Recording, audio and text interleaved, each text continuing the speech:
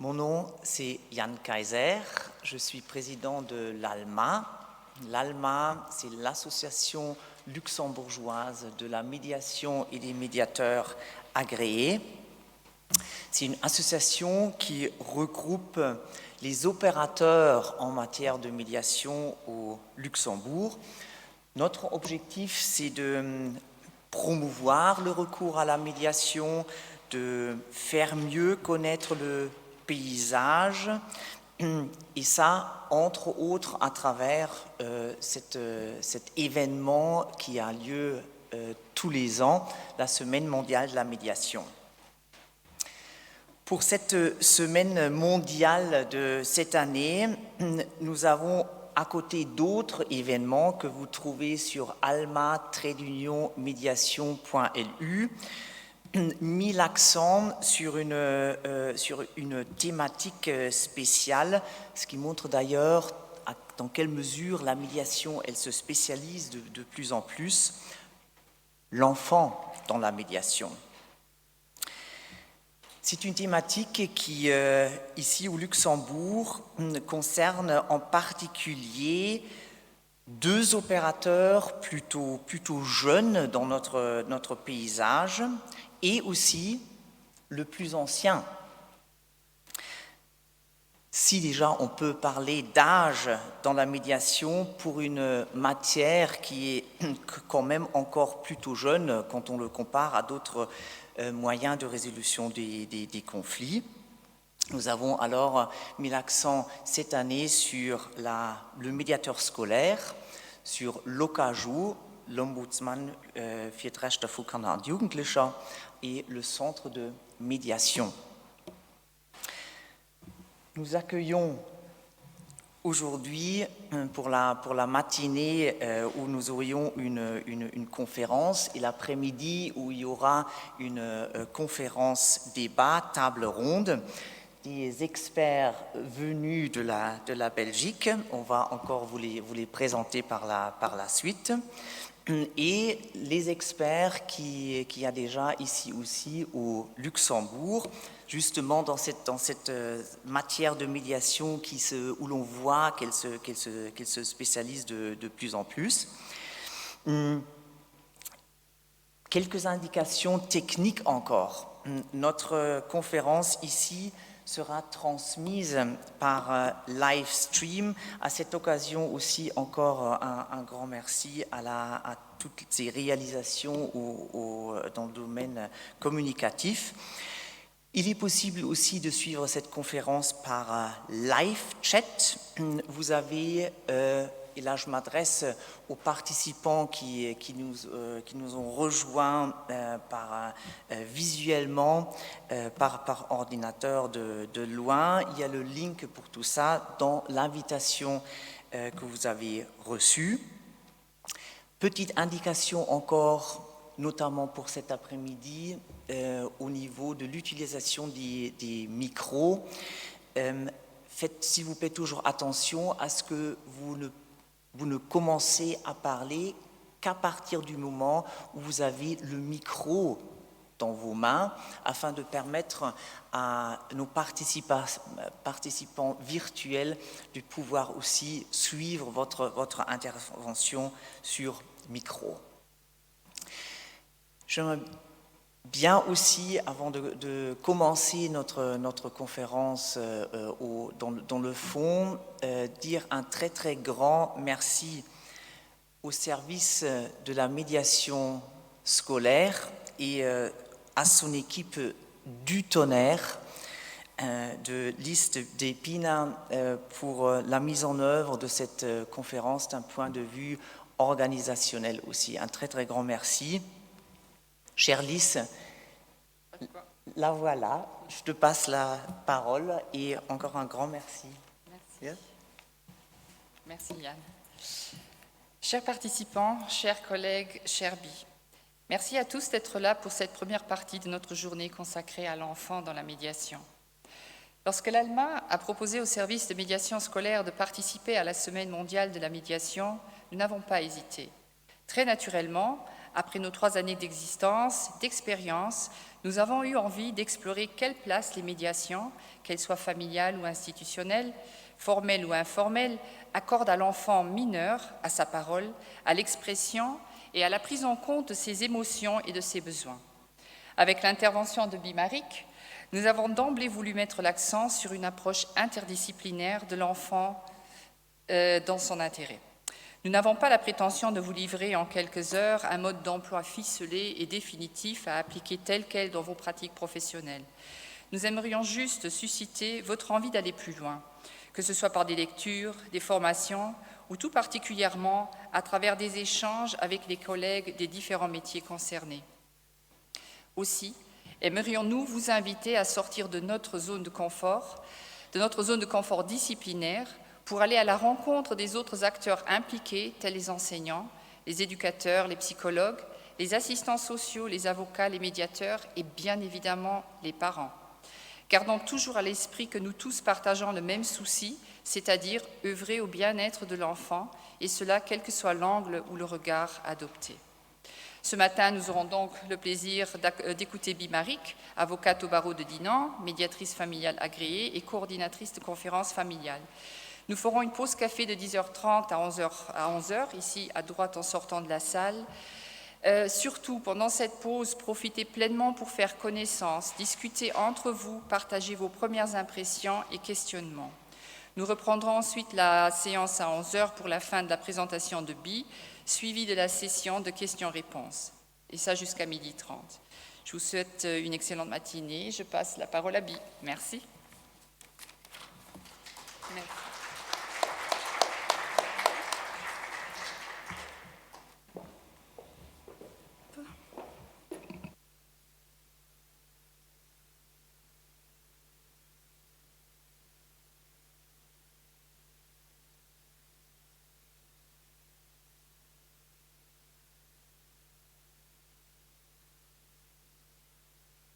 Hop.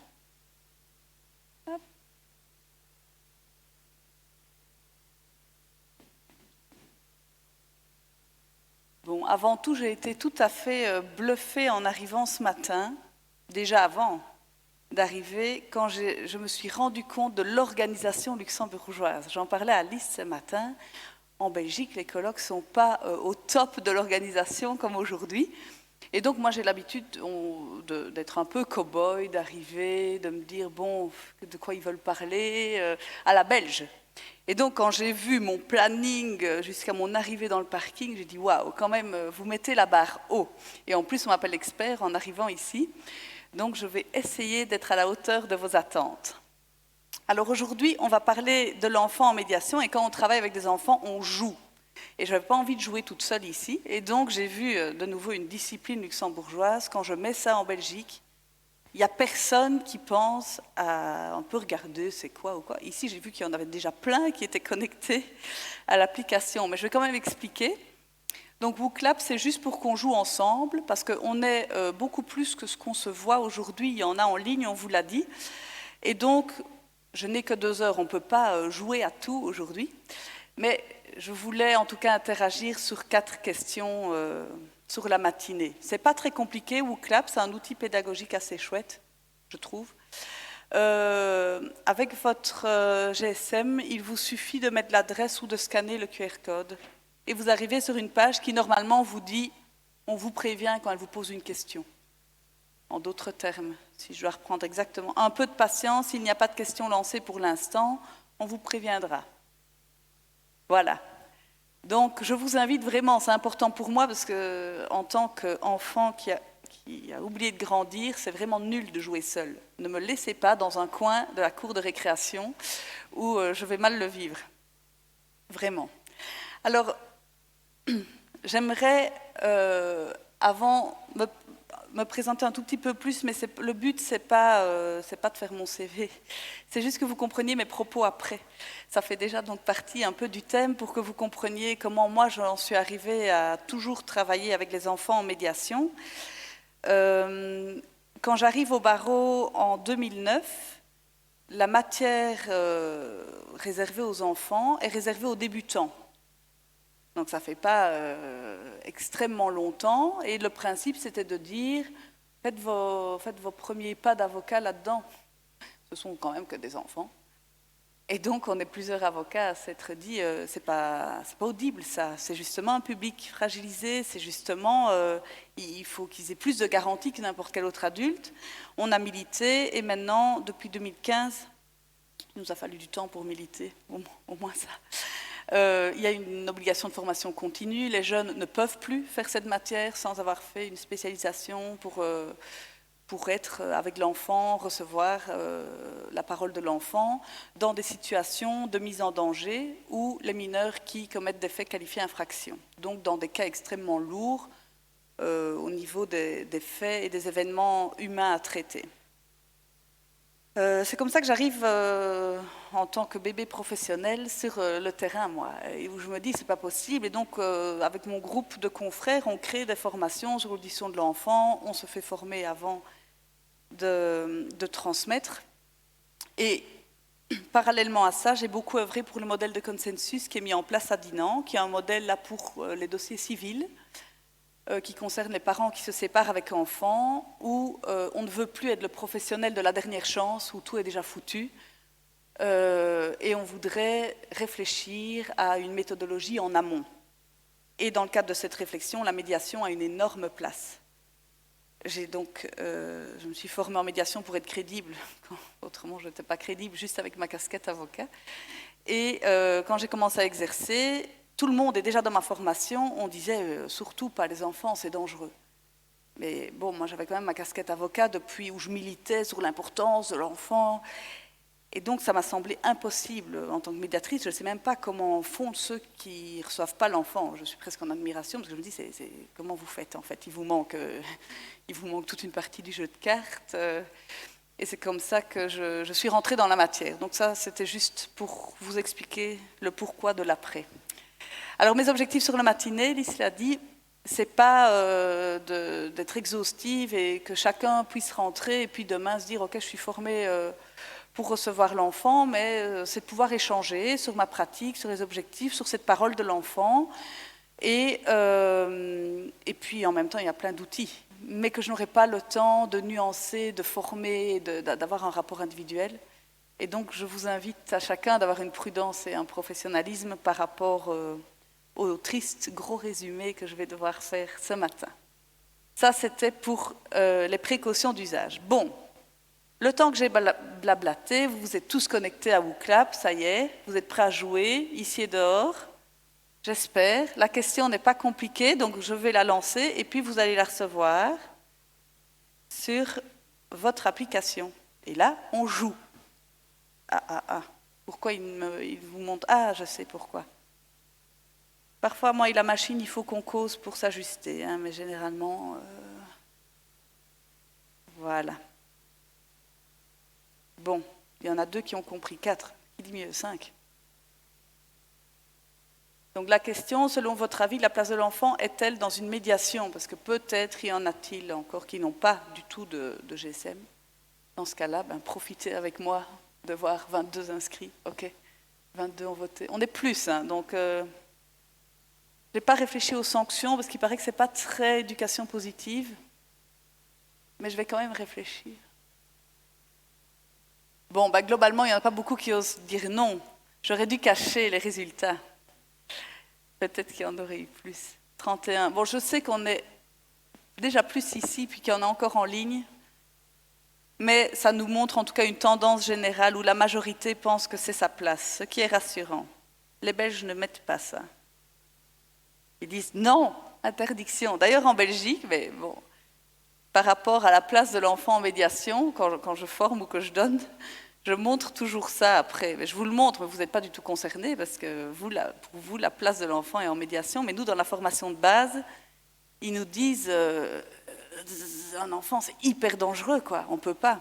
Et vu que je suis un grand enfant, je leur montre toujours ce petit extrait qui me fait rire. Lui, c'est le médiateur, le gros.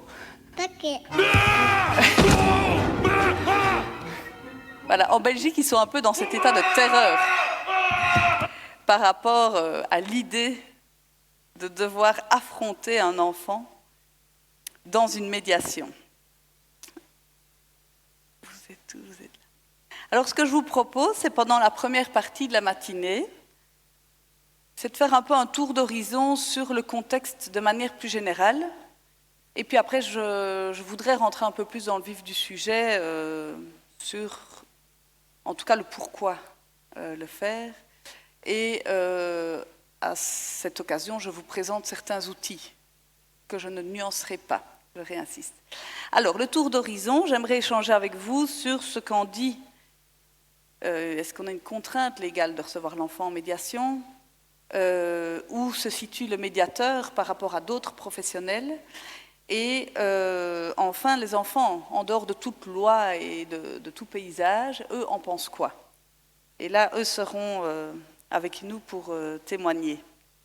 Alors, au niveau de la loi, il y a plusieurs niveaux. Et quel que soit ce qu'en dit la loi luxembourgeoise, on est tous, sauf un pays, mais il n'est pas ici, soumis à la Convention internationale des droits de l'enfant, qui, de base, nous impose, parce qu'on l'a ratifié, vous l'avez ratifié, et nous aussi, de respecter, de permettre aux enfants de participer à toute question qui le concerne. C'est une base, ça c'est l'article 12. Et puis j'ai remis l'article 3 parce qu'on l'utilise à toutes les sauces pour l'intérêt de l'enfant, supérieur de l'enfant, il faut qu'on réfléchisse à ça. Et donc, qu'on soit prêt, qu'on ne soit pas prêt, c'est une obligation légale qui s'impose à nous, et elle est d'autant plus contraignante que nos règles internes l'ont reprise. Généralement, dans nos règles internes, la médiation étant quand même, en termes d'historique, neuve dans nos pratiques, visait l'audition par le juge. Et donc, notre texte, en tout cas, c'est pas clair que c'est aussi en médiation dans nos textes internes, là je parle pour la Belgique, mais l'audition de l'enfant et son droit à participer aux questions qui le concernent, c'est peu importe le lieu, qu'il soit scolaire, qu'il soit juridique, qu'il soit médical, l'enfant doit être associé à sa vie, c'est ça qu'on nous dit.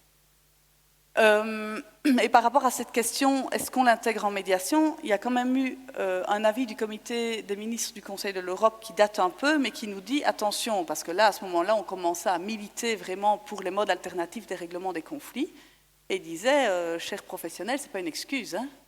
C'est pas parce qu'on sort du judiciaire que l'enfant n'a plus de droit. Et donc, on nous tape encore un peu sur le clou pour, au niveau légal et contraint, de recevoir cet enfant en médiation. Et le comité de l'enfant, vous savez peut-être, si pas je vous informe, rend des observations générales et des observations finales. Les observations finales concernent les pays. D'ailleurs, vous êtes un excellent élève. J'ai eu l'occasion d'aller lire votre rapport qui vient de sortir, qui est encore tout chaud. Bravo à vous. Et les observations générales, c'est passionnant. C'est une vingtaine de pages que rédigent 18 experts de l'enfant, internationaux, sur un thème. La petite enfance, l'enfant face à la maladie. Et il y en a qui concernent les sujets qu'on aborde, et eux nous disent non seulement vous n'avez pas le choix, c'est légal de recevoir l'enfant et de surtout lui permettre de s'exprimer sur les questions qui le concernent, et en plus on vous donne 2-3 conseils par rapport à ça. Je vous les ai remis, bon mes slides vous allez voir ils sont assez épurés, mais si vous ne savez pas où trouver ces textes, je peux vous transmettre si ça vous intéresse, mais ce qui est intéressant c'est de voir il y a une contrainte légale et une pression de qualité. En termes de formation, d'adéquation, il faut donc être transparent, instructif, il faut que ce soit volontaire, respectueux, pertinent, adapté aux enfants, inclusif, appuyé par la formation, sûr et tenant compte des risques. Il faut être responsable. Moi, j'ai quand même envie de vous demander, parce qu'à chaque fois, ça nous fait peur, et donc, en Belgique, ils sont dans ce truc de monstres et compagnie en disant... C'est trop de pression, quoi. La parole d'un enfant, qu'est-ce qu'on en fait? Comment on la reçoit? Et après, une fois qu'on l'a, à l'aide, on n'a pas toujours envie d'entendre peut-être ce qu'on va entendre. Et donc, dans ce contexte-là, et vu la pression qu'on nous met sur les épaules de professionnels, bah, c'est peut-être plus facile de dire, en fait, on ne le fait pas. Mais est-ce qu'on a une exigence différente pour les adultes? J'ai l'impression que quand on dit le non-enfant, tout de suite, heureusement hein, que ça fait un peu ce truc de on est plus responsable. Pourquoi? Parce qu'on est plus responsable. On est adultes, ils sont enfants en construction, et c'est notre rôle de citoyen, professionnel, parents, peu importe, d'accompagner ces petits bambins dans leur parcours de vie. Donc on a une responsabilité qui n'est pas la même que si peut-être on a monsieur et madame en face de nous. Mais en termes de qualité professionnelle, est-ce que parce que c'est un adulte, on pourrait ne pas être pertinent, être irrespectueux?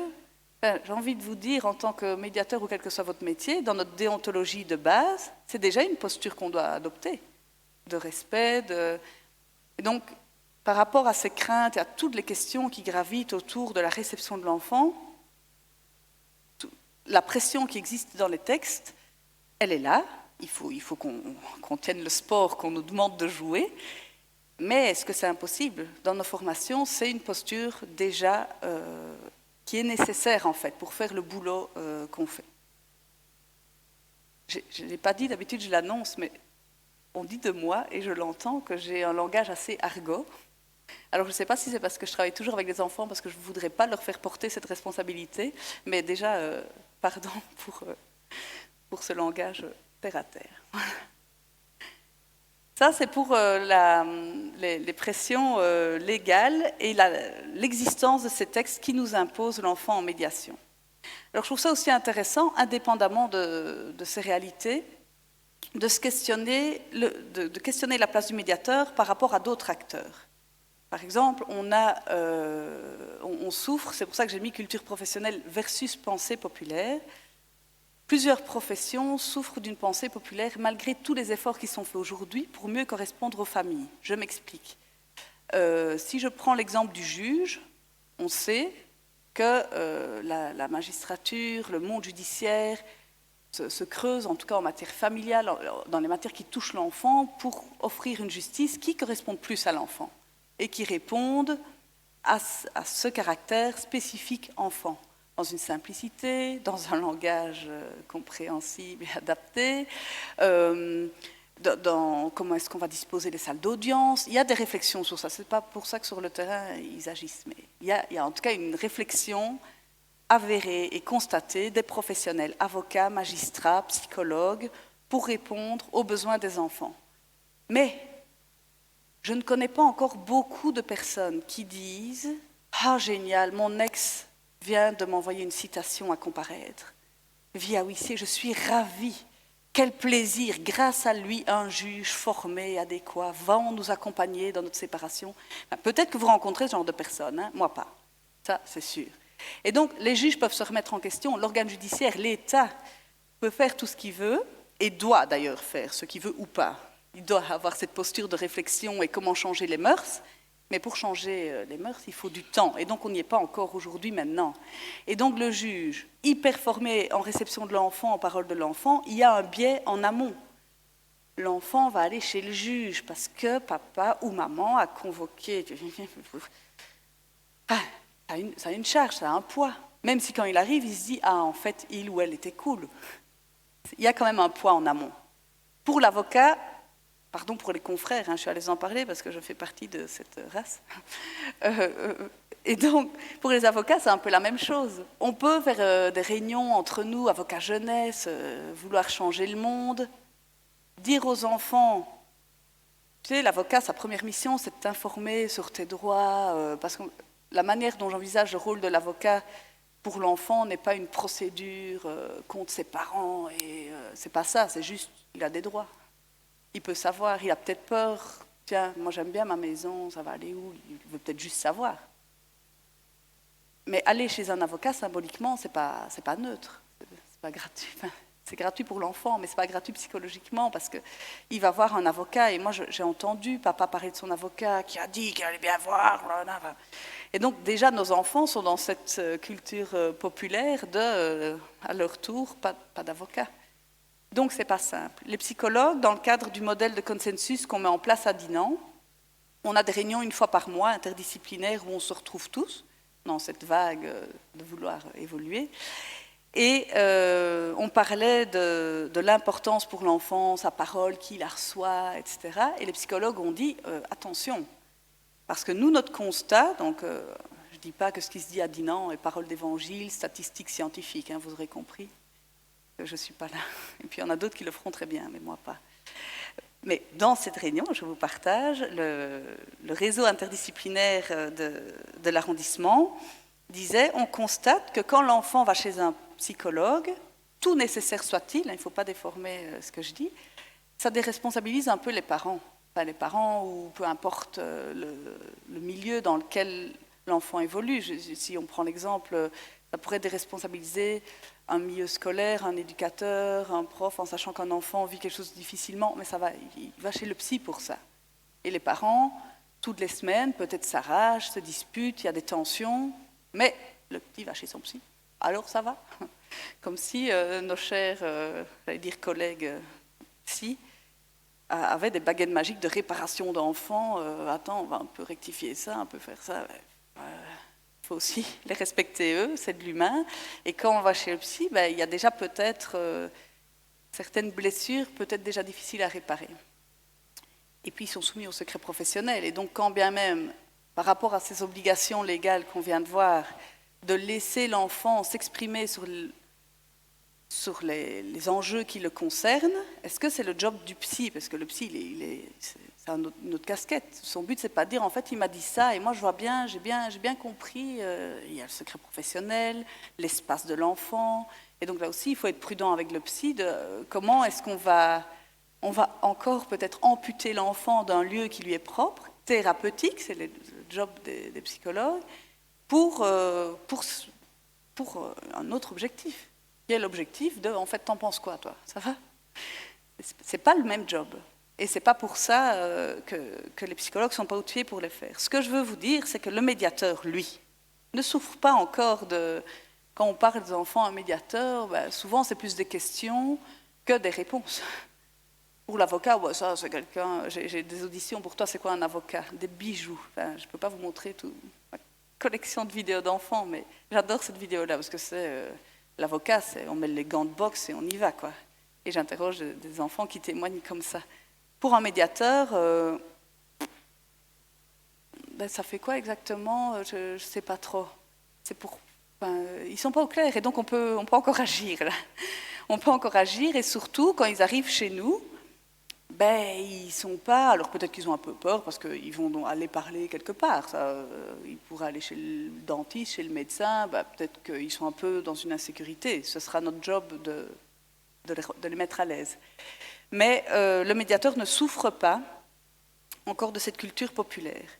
Et par rapport aux textes légaux, il est vraiment, je trouve, pour avoir plusieurs casquettes sur ma tête, dans le moule réception de la parole de l'enfant pour les questions qui le concernent. La profession est taillée. Pour tout ce que je vous ai dit de contre-indications, pour moi, par rapport à un juge, un avocat, peut-être un psychologue, les conséquences, le médiateur est taillé pour ça. Je ne veux pas, que ce soit ici ou derrière vos écrans, qu'on dise « Ah, pour Bimaric, c'est fini, il n'y a plus d'avocat pour enfants, les juges, on supprime... » Nos articles, ça ne sert à rien, un enfant ne sera plus entendu par un juge, ce n'est pas ce que je dis. Surtout que les juges continuent à recevoir les enfants. Surtout si un enfant le sent, qu'il aille consulter son avocat. Parce que là, je sais, moi, la culture professionnelle actuelle qui est de se remettre en question, se former, réfléchir à la chose. Et que surtout, un enfant qui en a besoin aille chez le psy. Mais pour cette question de « je m'exprime », c'est bien qu'on prenne notre place dans le cadre de la médiation. Je regarde parfois mon timing parce que je suis la meilleure pour... Alors, bon. Grâce à Alice et Yann, je ne sais plus. Très bien. Alors, j'en viens déjà au témoignage d'enfants. Et donc, pour moi, je voudrais qu'on se coupe. Si c'est possible, on est un peu trop parfois cérébral, mais qu'on se coupe de cette obligation légale, qu'on se coupe de ce paysage professionnel pour réfléchir et entendre l'enfant en dehors de tout ça, parce que l'enfant il n'est pas toujours au courant que la Convention internationale des droits de l'enfant lui donne des droits. Pas toujours, bien que là aussi on œuvre. Et donc, les enfants ont des choses à nous dire. Avant de vous montrer une vidéo, j'aimerais juste vous témoigner que tous les enfants que j'ai reçus, donc moi plus spécifiquement dans les séparations parentales, et on m'envoie beaucoup de très hauts conflits avec violence, j'ai parfois des renvois du protectionnel, mineur en danger, en médiation, tous sont, vous allez spasmer, mais je vais assumer ça, sont obligés de venir chez moi. Venir, ça, c'est pas une option. Une fois qu'ils sont chez moi, ils peuvent se taire et ne pas parler. Mais venir, c'est pas une option. Et je leur demande, pendant cet entretien, tiens, est-ce que j'aurais dû ne pas te recevoir? Est-ce que tu aurais préféré que je dise pas à papa et maman, je vois l'enfant telle date? Alors la date, on peut négocier. Mais est-ce que tu aurais voulu? Tous, quel que soit le contexte, quel que soit, me disent, non, moi je suis vraiment contente d'être venue. Tous. Quand je dis pourquoi, parce qu'il faut que tu me dises si vraiment c'est trop pénible ou... Ben, je n'ai pas dit que c'était agréable, mais je suis contente d'être venue. Tous. Ben, je répète, à mon tour, je spasme, parce que moi, je m'attendais quand même qu'il y en ait 2, 3 qui me disent, là, c'était affreux. Il y en a par contre qui me disent, je suis venue une fois, ce serait cool que... Voilà, j'ai déposé, j'ai donné ma parole, là, comme les grands le disent. Et maintenant, je suis contente, c'est tout. Donc ça, c'est un premier témoignage que je vous rends. Ici, je vous montre une vidéo publiée. On a des ateliers de communication pour parents séparés. Et on a auditionné des enfants, mais devenus majeurs. Ils ont une trentaine d'années. Donc il y a un peu un biais de sélection, parce que nous, la loi sur l'hébergement égalitaire, c'est de 2006. Et donc c'est des enfants d'avant 2006, où on était encore vraiment dans une norme. Maman, tout l'hébergement, et papa, un week-end sur 2. Et donc on entend les belles-mères, entre autres, s'en prennent pour leur grade. Et je ne sais pas si ce serait la même chose aujourd'hui. Il faut que j'interroge les plus jeunes. Et donc ils nous font part, je vous montre 2 petits extraits parce que cette vidéo dure 20 minutes. On regarde ensemble une dizaine de minutes. Le premier, je voudrais juste, pour le thème alors de la séparation, là je recentre un peu sur le sujet, voir qu'est-ce qui est difficile pour eux. Et puis à la fin, ils donnent des conseils aux professionnels. Et on leur demande, pour vous, est-ce que l'enfant doit être entendu? Et je vous montre ces 2 extraits-là. Alors là, par contre, j'informe juste que pour le montage, il faudra couper. Après, pour une publication à long terme, donc ceux qui sont derrière leur écran peuvent regarder. J'ai perdu ma souris, pourquoi? Bon, peut-être est-elle revenue. Ah, ça y est. Oups. Voilà, là on est parti pour plus ou moins 5 minutes. Et donc, de nouveau, on parle de posture et je vous dis, j'ai pas le temps de vous former pour que demain vous puissiez vous dire, ok, je reçois l'enfant. Mais juste un respect de cette parole, je vais être encore plus attentif en Belgique. Mais parce que vous êtes susceptibles, peut-être moins ici, mais de les croiser, ces jeunes qui ont témoigné. Ça me plairait, et à eux aussi, bien qu'ils prennent le risque, qu'on ne dise pas « dis super hein, ton témoignage, c'était cool, t'as bien souffert toi hein, pendant ta séparation ». Ben voilà, ça c'est pas très professionnel, mais j'ai confiance en vous quand je vois la rigueur avec laquelle vous envisagez vos vies. C'est comme ça que je vous projette. Voilà. Ce que je voulais échanger avec vous par rapport à ces vidéos, c'est que les enfants qu'on entend là sont des enfants dont personne ne s'est inquiété. Traduction, papa, maman en fait s'entendent relativement bien pour le monde civil et adulte. Ça se passe bien, les avocats ont fait leur job de négociation, ça va, les adultes.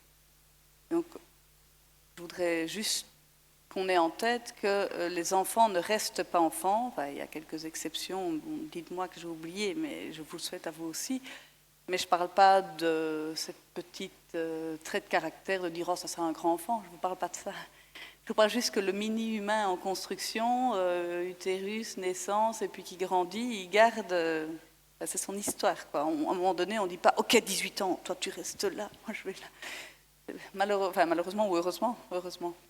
C'est pas comme ça que ça se passe, il reste le même, et ceux qui vivent enfant, ils le perdurent. Alors, je m'excuse, ma pratique, elle est vraiment orientée séparation, mais dans le cadre de ma casquette prévention, j'œuvre dans tout autre domaine qui sont peut-être plus compliqués à vous transmettre en termes de témoignages, mais un enfant qui doit vivre la pauvreté, on pourrait avoir les mêmes souffrances. Alors ce ne serait pas dire j'ai joué au facteur, c'est peut-être pas ça qui viendrait nous témoigner, mais son témoignage serait adulte de l'ordre de pour moi c'était vraiment difficile au moment des repas à l'école peut-être. Ça c'est resté. D'ailleurs aujourd'hui mes enfants ils ont bonbons dans leur boîte à tartines, ils en ont 4 quoi. Je veux plus. Enfin, c'est une sorte de traumatisme. Et puis par rapport aux médecins, au rapport à la santé, est-ce qu'ils comprennent en fait nos petits? C'est bon, t'as l'âge, vaccin, enfin, nos petits, et là, nos grands aussi. Mauvais exemple. Je vais changer de registre tout de suite. Mais donc, les enfants qui vont chez un médecin, voilà, t'es malade, t'as peut-être même une grippe, mais je pense aux bébés, entre autres, où je suis un peu dans ça pour le moment, où on doit leur aspirer le nez, là. Vous voyez, cette violence que je ne conçois pas, d'ailleurs, c'est papa qui doit s'y coller, parce que je me dis, on rentre comme un tuyau, puis on aspire. Et enfin, qu'est-ce qu'ils comprennent de ça, d'un acte médical, d'un acte. Alors là, il est vraiment tout bébé, au stade où on doit faire ça, mais quand il grandit, voilà, tu dois aller chez le médecin parce que tu n'es pas bien. Combien, et de plus en plus, parce qu'eux aussi sont dans les mêmes tripes de réflexion pour une plus grande adaptation, mais combien de professionnels prennent la peine d'expliquer à un enfant de 2 ans, de 1 an et demi, en fait, je vais te faire ça. Parce que tu vois, tu es malade, c'est important de te soigner, etc. Là, de nouveau, j'en connais, et bravo à eux, mais dans tous les domaines, on peut voir un enfant devenu adulte qui dit ça quand même, c'est pas facile à vivre, ça. Et peu sont ceux qui ont eu l'occasion d'en parler et d'échanger simplement sur ça, conformément à la loi. Tu peux t'exprimer sur ce qui te concerne. Ma santé, c'est moi. Et je ne suis pas au courant. Là, j'ai un amas d'ados qui pètent une case, qui viennent me consulter en disant « il ne veut pas que je me vaccine, mais si je ne me vaccine pas, moi, à chaque fois que je vais aller au cinéma avec les potes, il faut que je me foute un truc dans le nez. Ils rêvent. Non, vous me trouvez la solution, mais je vais me faire vacciner. Moi, je veux ça. » Alors, je ne veux pas du tout rentrer dans les débats. Est-ce que c'est bien ou pas bien de se vacciner? Je suis hyper open, chacun fait ce qu'il veut dans sa vie. Mais mon job d'avocat est de défendre le droit de ces enfants-là qui viennent me voir et qui, pour eux, sont importants.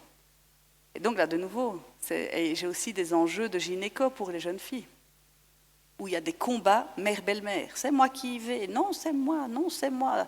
La belle-mère y va en cachette. Et l'enfant, on réfléchit 2 minutes ou quoi?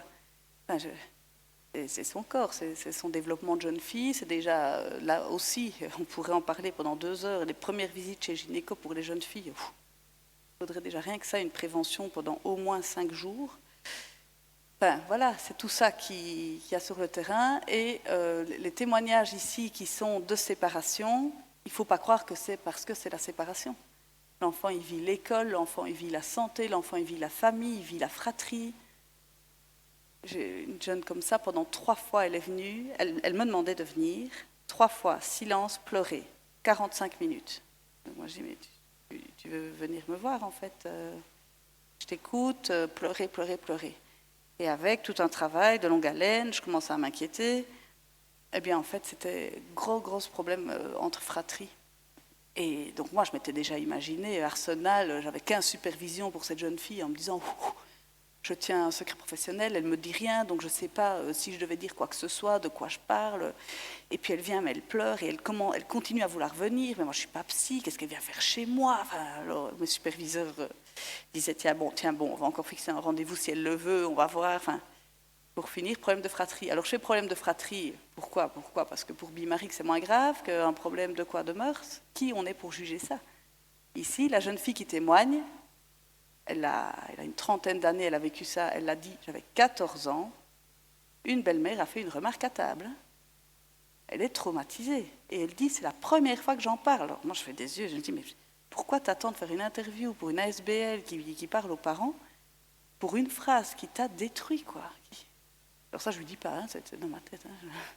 Et ça m'a quand même marqué de me dire, oui, il faut vraiment les entendre, en fait, ces petits. Parce que si, à ce moment-là, peut-être, elle croise, peut-être, juge avocat à ce moment-là, hein, n'importe qui, non, ne me prête pas des propos, psychologue, peu importe, un instit, un éducateur qui lui dit « Écoute, je sais que pour l'instant, à la maison, c'est compliqué, tu veux qu'on en parle ?» Non, très bien. On a respecté la loi. On lui a donné le lieu pour le faire, en tout cas. Après, il ou elle ne l'utilise pas, c'est bon comme ça. Et puis, il faut qu'on soit formé quand même pour qu'ils échangent.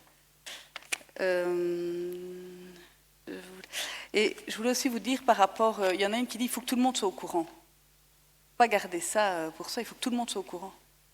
Il faut prévenir dans le cadre de la séparation, mais est-ce que ce serait différent si un enfant vit une maladie ou même, de nouveau, j'allais dire très à la mode, c'est ridicule de dire ça, mais vous aurez compris qu'il faut me traduire en beau langage.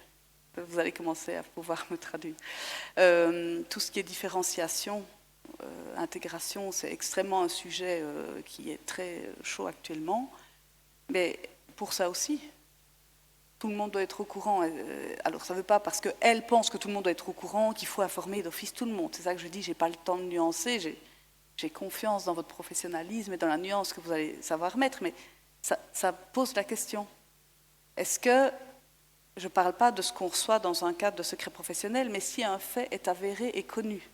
On sait que la prof le sait, on sait que le médecin est au courant, on sait que papa, maman sont au courant. Pas de ce que pense l'enfant, ses sentiments, ses ressentis qui, là, seront peut-être dans un cadre de thérapie psychologique. Pas de la stratégie qu'il va pouvoir définir avec son avocat s'il s'agit de définir est-ce que ça va pour toi d'être placé, est-ce que tu as compris le sens d'un placement. C'est pas de ça dont je parle. Mais il y a des faits qui sortent de ces cadres-là. Et le fait de pouvoir faire circuler l'info dans un réseau de proximité de l'enfant, je ne dis pas Facebook, super, on vous annonce qu'un tel, hein, et donc, mais il faut peut-être l'avoir en tête. Pour eux, ça les allège peut-être de quelque chose. Alors, c'est à 1h30 la pause, alors je fais encore ça. Bon, ça fait déjà 1 heure que je parle. On rejoue ensemble. On a vu qu'au niveau légal, ce n'est pas une option que de donner cette place à l'enfant dans la participation aux questions qui le concernent, que par rapport à l'arsenal professionnel, la posture de médiateur est particulièrement bien taillée pour cette tâche, et globalement, mon expérience, je n'ai parlé que de mon expérience médiatrice et de cette petite vidéo, mais comme avocat, elle est identique, disent je veux pouvoir le dire. Donc ça pose un premier cadre. Et vous étiez tous d'accord avec ça au début de la journée. Maintenant, est-ce que ça veut dire pour autant qu'on reçoit tout le monde? Peu importe quoi, quand, comment. Et donc, je vais lancer des book-claps et on va poser ces questions, mais je ne vais plus faire l'erreur, je vais vous cacher les statistiques. Comment vous allez faire comme tout le monde? Alors, où est-ce? Voilà. Voilà. Bon, on va essayer de... Mais pourquoi enfin, vous le voyez sur vos GSM, mais pas encore là. Non plus. Voilà. Allez, on voit le nombre de participations. Je montre le résultat quand on est au moins 150 qui ont participé. Voilà, et donc à partir de quel âge on reçoit l'enfant? Dès sa naissance, bon, à partir de 12, là, je me suis dit, j'aurais peut-être dû continuer pour voir à 18 ans. Bon, 17, insuffisant. J'attends moi le 35 premier, hein. Vous avez appris à jouer, on continue à jouer ensemble. Parce qu'en plus, ça m'intéresse, parce qu'il n'y a bien sûr pas une bonne réponse à cette question. 24, qui dit mieux? Allez, 35 tantôt, c'est ceux derrière les écrans, ils ont pas été attentifs, ils doivent arrêter Netflix, se reconnecter, c'est pas facile. Bon, je vais m'en tenir au 25. Ah, merci, ça me touche. 28, allez, go. Dès 3 ans. Bon, j'aurais déjà pu m'arrêter même à 9 ans dans mes possibilités. À partir de 3 ans, c'est la majorité, c'est bien. 8. Vous voyez, après, ça influence. Bon, très bien. Par rapport à l'âge, dans les textes, alors parfois au niveau interne, on va dire que l'obligation vraiment pour le professionnel de les accueillir explicitement, c'est à partir de tel âge. Mais en tout cas, le droit de s'exprimer, il n'est pas conditionné par un âge. Au niveau légal, je parle de la Convention internationale des droits de l'enfant. Après, ça devrait être adapté à l'enfant. Mais est-ce que ce n'est pas un peu discriminatoire de dire, toi, tu as 1 an, donc déjà, tu ne sais pas parler. Donc... Salut. Donc ça, c'est souvent la première tranche d'âge, ce qui fait le plus débat. Oui, on veut bien le recevoir, mais on fait quoi, gazou gazou, enfin, ça, c'est peut-être une difficulté pour les plus jeunes. Et puis, à partir de 3 ans, pour moi, c'est vraiment très intéressant de les recevoir. Moi, je les reçois tous, même bébés, mais on verra un peu plus loin que les outils ne sont pas les mêmes. Alors, le contexte peut-il influencer? Par exemple, grosse violence intrafamiliale. Par exemple, les parents viennent, ils ont déjà un accord, mais ils voudraient vraiment déterminer et avoir l'aide d'un médiateur pour une petite chose.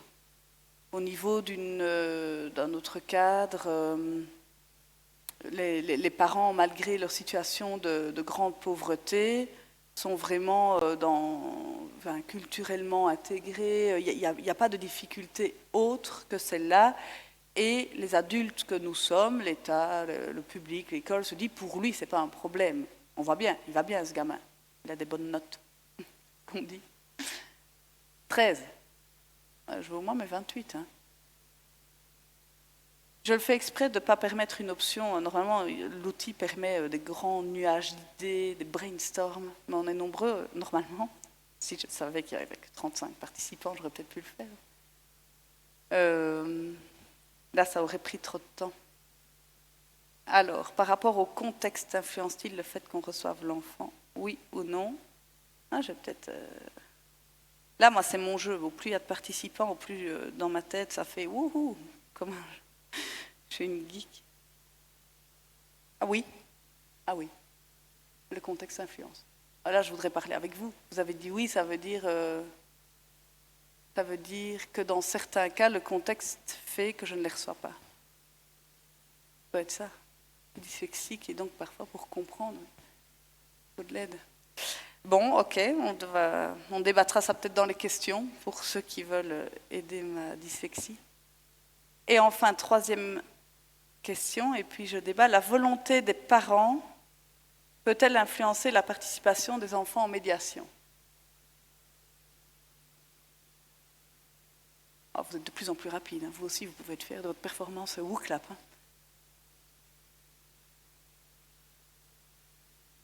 Dans les écoles, ils font ça, il faut qu'on choisisse un avatar et tout. Bon, j'en suis pas encore à ce stade. Ça va, j'ai mes 30, je suis contente. Ah oui, aussi. Ok.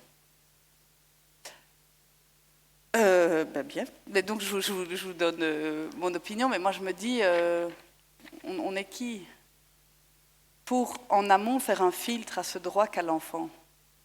Parce qu'il a tel âge, parce qu'on se dit c'est quand même un peu trop délicat, parce que les parents ont décidé non, vous ne l'entendez pas. Lui, du coup, il n'a plus de droit. Et c'est une question vraiment ouverte. Hein. Moi-même, je n'ai pas de réponse. Là où moi, je dois le plus me corriger et où je n'ai pas fini de me superviser, parce que ça, dans ces matières, on n'arrête jamais. La remise en question, je parle. Par rapport au contexte, moi, quand j'ai des parents qui viennent et que tout semble aller super bien, ils viennent, ils ont déjà même fait ils me remettent un papier avec un projet d'accord, et ils disent, mais par contre, on voudrait un peu aborder ce point-là, parce qu'on n'est pas... on n'arrive pas, dès qu'on en parle, c'est un peu moins sain, hein, chéri. Ils disent ça. Donc je me dis, ça va, je ne vais pas déranger les parents. En une séance, on aborde ce point-là, c'est bon, c'est écrit, mais je fais quoi? Je m'assieds sur le droit du petit. Parce que les enfants qu'on a entendus, là, il y a 2 minutes, c'était ça. Les parents, ça allait, hein. L'accord, il était là. Mais eux, c'est vraiment des...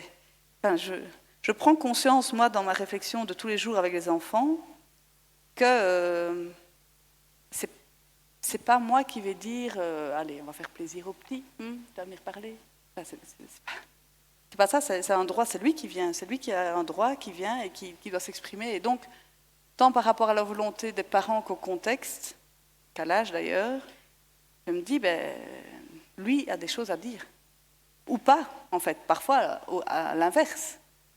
Je crois vraiment qu'il devrait venir pour s'exprimer, et il vient, il dit, en fait, je viens faire quoi, moi, ici? Je t'explique. Il dit, non, moi, en fait, ça va. Ah oui, et donc, la tentative de meurtre, ok, ça va, je pars, si ça va, en fait. Et donc, pour moi, ce n'est pas à nous de filtrer ce droit. Puis l'enfant vient et décide de rien dire, là, pas de problème. Mais juste être attentif dans quand est-ce qu'on reçoit ou pas, et je me parle à moi-même, quand je vous dis ça, c'est pas non plus une évidence pour moi. Je regarde parce qu'avec votre rigueur, j'ai une boule au ventre de dépasser 10h30 pour la pause. Je suis complètement sous stress, en fait, il faut que je me détende. Le timing. Bon, c'est bien, mais en fait c'est sécurisant, votre culture me sécurise parce que ça encadre bien. Je suis bien encadrée. Hop, et hop. Voilà. Donc, selon ma pratique et le partage que vous m'offrez de vous faire aujourd'hui, la loi, le contexte, c'est une contrainte. Par rapport à qui on reçoit, pour moi, il faut que, vraiment, au début de l'amorce d'un travail, on filtre le moins possible. Et puis, les objectifs, là, pour moi, c'est là qu'il faut débattre pendant très longtemps, des jours et des jours, sans jamais s'arrêter jusqu'à notre mort. Les objectifs qu'on va viser quand on a décidé, on n'a pas le choix, mais quand l'enfant arrive, là, on peut commencer à débattre. Oui, mais il a quand même 6 mois. Ça va être quoi l'objectif de recevoir ce gamin, en fait? Ou il a 18 ans dans une semaine. Parce que, oui, j'ai pas fait, mais j'adore aussi les médiations, je fais ça aussi pour les aînés. Donc, on ne sait pas, ça pose problème, il est question home, pas home, et puis les grands-parents disent, mais on va bien, en fait, arrêtez de vouloir nous stocker quelque part, on veut juste rester chez nous, on n'est pas, on a des droits, eux aussi, on peut faire beaucoup de parallèles entre ces deux générations, et donc j'aime bien les traiter. Mais moi, je me suis arrêtée de traiter à la définition légale de l'enfant, 18 ans, et j'en reçois par contre des majeurs qui sont toujours enfants dans des questions relationnelles malgré tout. Et donc les objectifs à viser, là vraiment, toutes les questions qu'on se pose plus tôt, est-ce qu'on le reçoit, est-ce qu'on ne le reçoit pas, c'est maintenant qu'elles arrivent. On va faire quoi avec cet enfant qui est jeune, qui est moins jeune, dans quel contexte, comment est-ce qu'on aborde la santé, la pauvreté, l'intime, tout ça, c'est à partir de maintenant qu'on commence à débattre. Oups. Alors plongeons un peu plus. Après ça, j'arrête, il sera ennemi. Pile. Voilà.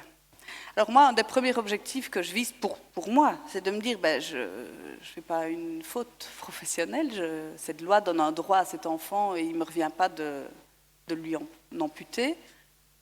Et puis, ça m'intéresse très très fort, quel que soit le domaine dans lequel vous travaillez, de faire connaissance avec l'enfant. Mais c'est une mine d'or. Combien de fois en médiation, et puis vous le retranscrivez dans ce que vous vivez dans votre quotidien, mais on a des gens qui nous parlent de l'enfant. Alors moi, dans ma pratique, c'est papa, maman, ou SPJ, ou délégué, SPJ, Service de protection de la jeunesse, qui traite des enfants en danger chez nous. Et donc, on nous parle de l'enfant. On va nous dire, lui, il est comme ça, ça, lui, ce qu'il aime, c'est ça. Et souvent, j'ai ces deux versions. Et je pense souvent à une petite qui m'a envoyée par un hôpital. Il vient de l'hospitaliser pour anorexie morbide. Fratrie de 3, jumelles petits, un petit frère après les jumelles, et une des 2 jumelles a été très très loin dans ses difficultés liées à la santé, et l'hôpital me les envoie. Papa, maman, on voudrait qu'ils règlent un peu leur truc, parce que j'ai 15 mails de madame, non transmis à monsieur, droit du contradictoire, déjà là, elle me fout un peu dans l'embarras, et qui me dit, monsieur est hyper dangereux, fin du monde, moi je ne vais pas savoir... venir, ou en tout cas j'aurais vraiment besoin de vous. Et donc moi, de nouveau, aucune supervision, 18 heures avant la première médiation, de me dire, ok, il faut être prêt, à quoi je dois être attentif. Je fais appel à l'interdisciplinarité pour que les psys me préparent un peu à tel truc. On me dit, voilà, ça va quand même être du lourd, ça. J'arrive, elle fait la bise à monsieur, je dis, oh, ok. Il s'asseye. À chaque fois qu'elle lui parle, elle met la main sur le genou. Moi, je spasme, je relis mes notes en disant, mais c'est elle qui m'a envoyé les 15 mails, ou je ne comprends rien. Et donc, je leur explique, je reçois les enfants, et puis là, ok, on commence à travailler, donc elle écarte sa chaise, elle devient très sérieuse. Et j'ai maman qui me dit, parce que là, je la singe, mais autant vous dire, j'ai 1000 respects pour cette maman. Hein. C'est juste que là, j'expose, et donc je me dis, il faut que je vous tienne avec moi. Mais ce n'est pas ma posture pendant la médiation. Et donc, maman me dit, les enfants sont terrifiés. Les enfants sont vraiment terrifiés. Monsieur a une posture extrêmement violente. Ça va pas, quoi. Il ne faut pas qu'ils aillent là-bas. Et madame, dans son émotion, dans tout, là, elle est plus alignée. Je dis, bon, je prends acte. Et puis papa qui dit, mais avec... je ne vois même pas de quoi on parle, quoi. Pardon, mais j'ai été très, très, très inadéquat, au point d'avoir quand même une condamnation correctionnelle. Il y a eu un gros clash, il m'explique, papa, maman. Mais à part ça, monsieur n'a pas d'antécédent, n'a rien, il n'a jamais été violent, il n'est pas décrit comme violent.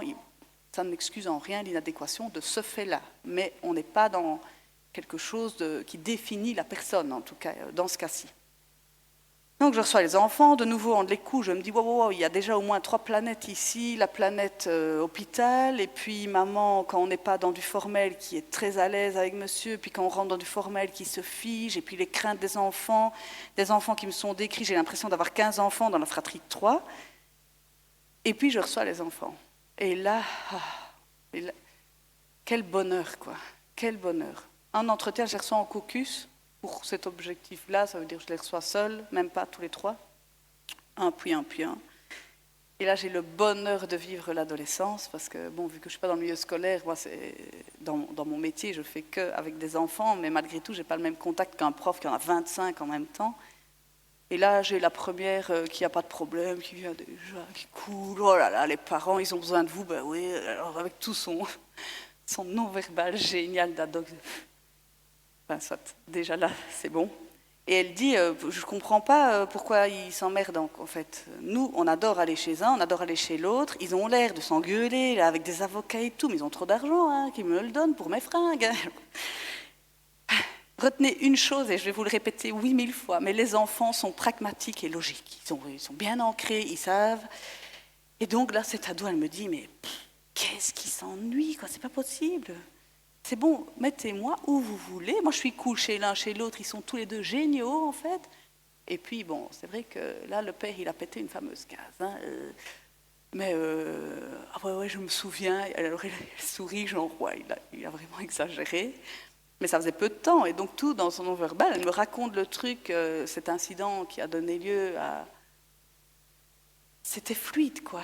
Elle raconte, nous, notre chambre était à côté. Alors, on a parlé avec les frères et sœurs parce que lui, il avait sa chambre juste à côté de la chambre. L'engueulade avait commencé en haut et puis ils étaient descendus. Et donc, le lendemain, ils ont fait un briefing de frérots pour dire c'était quoi le début, en fait. Et puis, ils ont dit, ouais, c'est ça qui s'est passé. Ah ouais, ça a pété, t'as entendu. Enfin, soit. Et donc, moi, je me dis, en fait, j'avais 15 enfants. J'avais 10 personnes qui m'ont relayé qui ils étaient, et ils étaient aucun des 15 et aucun des... Ils étaient juste eux, quoi. Et ça, je voudrais juste aussi qu'on réfléchisse sur les étapes qu'on met à la réception de la parole des enfants. Souvent, on dit, ben, c'est dangereux, hein, le monstre de Monstre Academy, pas d'enfants, et donc on met des filtres en disant, lui, il fera mieux que moi, lui, il fera mieux que moi, et puis tout ça fait, et puis on arrive à une loi qui dit attention, contradictoire, donc chers parents, vous allez lire tout ce qu'il a dit. Et donc tous ces filtres à la parole de l'enfant, ben, on nous parle de quel enfant? Moi j'aimerais savoir. Quand je lis un rapport, je me dis c'est qui? Est-ce que c'est un enfant qui a été perçu comme ça par toute une subjectivité? Enfin, on ajoute les subjectivités et pour moi on abîme le qui il est brut. Ça implique pour l'avoir brut une formation initiale, mais comme je vous dis, les bases, elles ne sont pas si différentes que les adultes. Les outils vont l'être. On va beaucoup plus se jouer avec les enfants. Donc faire connaissance, c'est pas du tout de nouveau moi qui dis ok, on va respecter la loi, hein, on va le convoquer et puis on s'en fout. Non, l'enfant, il y a ce que vous vivez, prof, éducateur, on est dans une médiation scolaire, il y a le médecin, il y a l'enfant, il y a les parents, il y a des acteurs, et dans ces acteurs, il y a l'enfant, avec tout ce qu'il faut avoir en tête. On est responsable, on est adulte, on doit les accompagner sur leur chemin, mais l'enfant prend vraiment une part non négociable, même pour nous, pour bien faire notre job. Ça, c'est ma vision. Je vous ai dit, j'admire ceux qui savent faire sans, mais ils font comment? Avec les 15 enfants et les 14 descriptions, enfin, comment on fait pour gérer ça? Ça prend longtemps. Et je voulais aussi vous partager l'histoire d'un petit que j'appelle Drift. Parce qu'il a une histoire extrêmement compliquée pour vous montrer par rapport au contexte aussi, le fait que ce n'est pas toujours en corrélation. Rigueur, 8 minutes. Et donc, ce petit-là, né, il a un grand frère d'un papa qui souffre de grosses toxicomanies avec des drogues extrêmement qui le rendent très violent. Ce n'est pas son père à lui, mais on ne peut pas trop le dire. Droit des origines, autre débat, autre jour. Et la maman, qui vit encore avec cet homme-là, n'arrive pas à protéger ce second quand il a trop consommé. Et par contre, avec l'aîné, ça va. Et donc, elle dit, pour protéger mon petit bébé qui vient de naître, je vais le confier à une dame qu'elle appelle marraine. Donc, elle le confie, et ils s'entendent bien pendant plein de temps. Et puis, d'une overdose, monsieur décède. Bien, pas bien, paix et son âme. En attendant, il n'est plus là, et maman se dit, voilà, je vais pouvoir récupérer mon petit, mais elle est enceinte d'un numéro 3, et elle dit, je vais passer le cap de la tornade nouveau-né, 4 ans se sont quand même écoulés, hein, et puis j'irai rechercher mon numéro 2. Et elle le voit pendant tout ce temps-là, il n'y a pas une rupture de lien, tous les week-ends elle va voir son petit, le petit sait qui est sa maman, et il appelle maman, ils passent des bons moments ensemble, enfin, on n'est pas dans ça. Et les grands-parents, donc la mère arrive en disant, voilà, je suis prête à reprendre, et ce n'était pas des grands-parents, c'était des proches. La maman vient, non, en fait, ce n'est pas nous. Tu vas reprendre notre petit, en fait. Et là, la famille d'accueil vit très, très mal les choses, si bien que c'est protectionnalisé, enfant en danger. Et là, le SAJ dit, autorité parentale, c'est la mère, merci beaucoup pour les bons et loyaux services, chère famille d'accueil. Hop, on reprend l'enfant, on le met chez maman. Et je mime ça parce qu'il n'y a eu aucun travail relationnel entre cette famille qui a été hyper solidaire, en fait. Et moi, ça me revient des années plus tard, enfin, trop longtemps plus tard, 3 ans, dans une requête de ces personnes, comme personnes proches, pour pouvoir avoir un accès plus élargi avec ce petit. Et on m'explique toute cette histoire, la toxico, le SAJ qui est venu, qui a pris, et madame, la mère, dit c'était violent pour eux, j'en conviens, et en même temps, je suis la maman, donc moi je veux bien être ouverte, mais bon, voilà. Et de nouveau, la famille d'accueil me dit, le petit, il ne veut pas aller chez elle, il vit mal chez elle, et maman de dire, mais ça se passe bien chez moi, enfin. Et puis je reçois super drift. Pendant 1 heure, j'ai été hyper instruite sur comment on faisait des drifts à vélo. Parce que moi, avec tous mes outils, j'essaie, je pars, je fais connaissance. Et dès que j'essayais de l'amener un peu, toi, comment tu vas par plein de trucs, questions ouvertes avec des enfants, rien en induction. Et donc, je revenais avec plein de jeux. Tiens, on va dessiner ta maison. Il me dessinait 2 maisons, il est cool, un an. Enfin, puis tout était cool, quoi. Vraiment, ça allait. Et puis, il m'expliquait, mais tu sais, le drift, c'est quand même pas facile. Alors, j'ai mon vélo chez ma reine, c'est ça, chez maman. Et moi, j'y arrivais pas, en fait. Et je me suis dit, Bi, t'as envie qu'il te parle dans le problème. Je m'attendais tellement à quelque chose de lourd, avec l'écho et tous les discours qu'on m'avait parlé de cet enfant, que je m'attendais à entendre un problème. Et en fait, lui, non. 8 ans, compétition de drift à vélo, les gars. On arrête de s'embêter avec autre chose. C'est son enjeu, lui. Et donc, là aussi, le faire connaissance, c'est précieux pour le travail qu'on a à faire après pour les adultes. Parce qu'autant les enfants viennent à chaque médiation... Enfin, dans toutes mes médiations, je rencontre les enfants, ils n'assistent pas à toutes les réunions de médiation avec les parents. Hein. Enfin, parce que là, ce serait un peu plus maltraitant. Si je dois gérer qui reprend la maison et que l'enfant est là, c'est prendre un risque et ne pas respecter l'enfant. Donc, voilà, je regarde aussi. Bon, très bien. Avec 3 minutes d'avance, j'espère que ce n'est pas grave. Mais je vous propose de faire la pause maintenant parce que ça coupe bien mon exposé. Voilà. Je rappelle à ceux qui sont à distance que vous pouvez aussi poser vos questions et qu'à un moment, on me les transmettra. Bon, je vois que tout le monde est revenu, est assis et prêt. C'est magnifique. On y va parce qu'il nous reste un peu moins d'1 heure pour encore échanger sur le sujet et puis ce sera un moment de questions-réponses avant le temps de midi. Alors, je voulais aussi vous dire que s'ajoute à ces 2 objectifs, d'ailleurs, ça va, je reprends comme ça, mais ça va. Respecter le droit, pour moi, avec le minimum de filtres en amont, voire pas. Faire connaissance avec l'enfant, s'ajoute un objectif qui nous dépasse, qui est celui que l'enfant va amener. C'est-à-dire que nous, en tant que médiateurs intervenants, je trouve ça très intéressant d'explorer une posture de vide, où à part ça, j'ai pas d'autres attentes.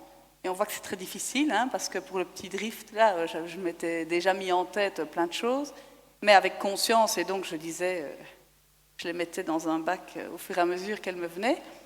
Mais lors de ces rencontres, très souvent, l'enfant prend part. Et lui, en fait, a des attentes.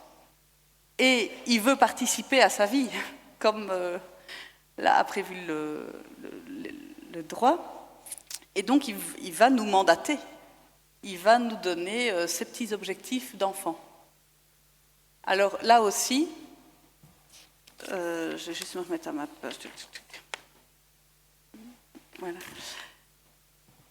Alors, selon ce dont il a besoin, donc là, on est déjà encore à une étape plus loin, on va pouvoir l'accompagner à s'exprimer auprès des acteurs qui sont là et à faire circuler éventuellement une information qui soit compliquée.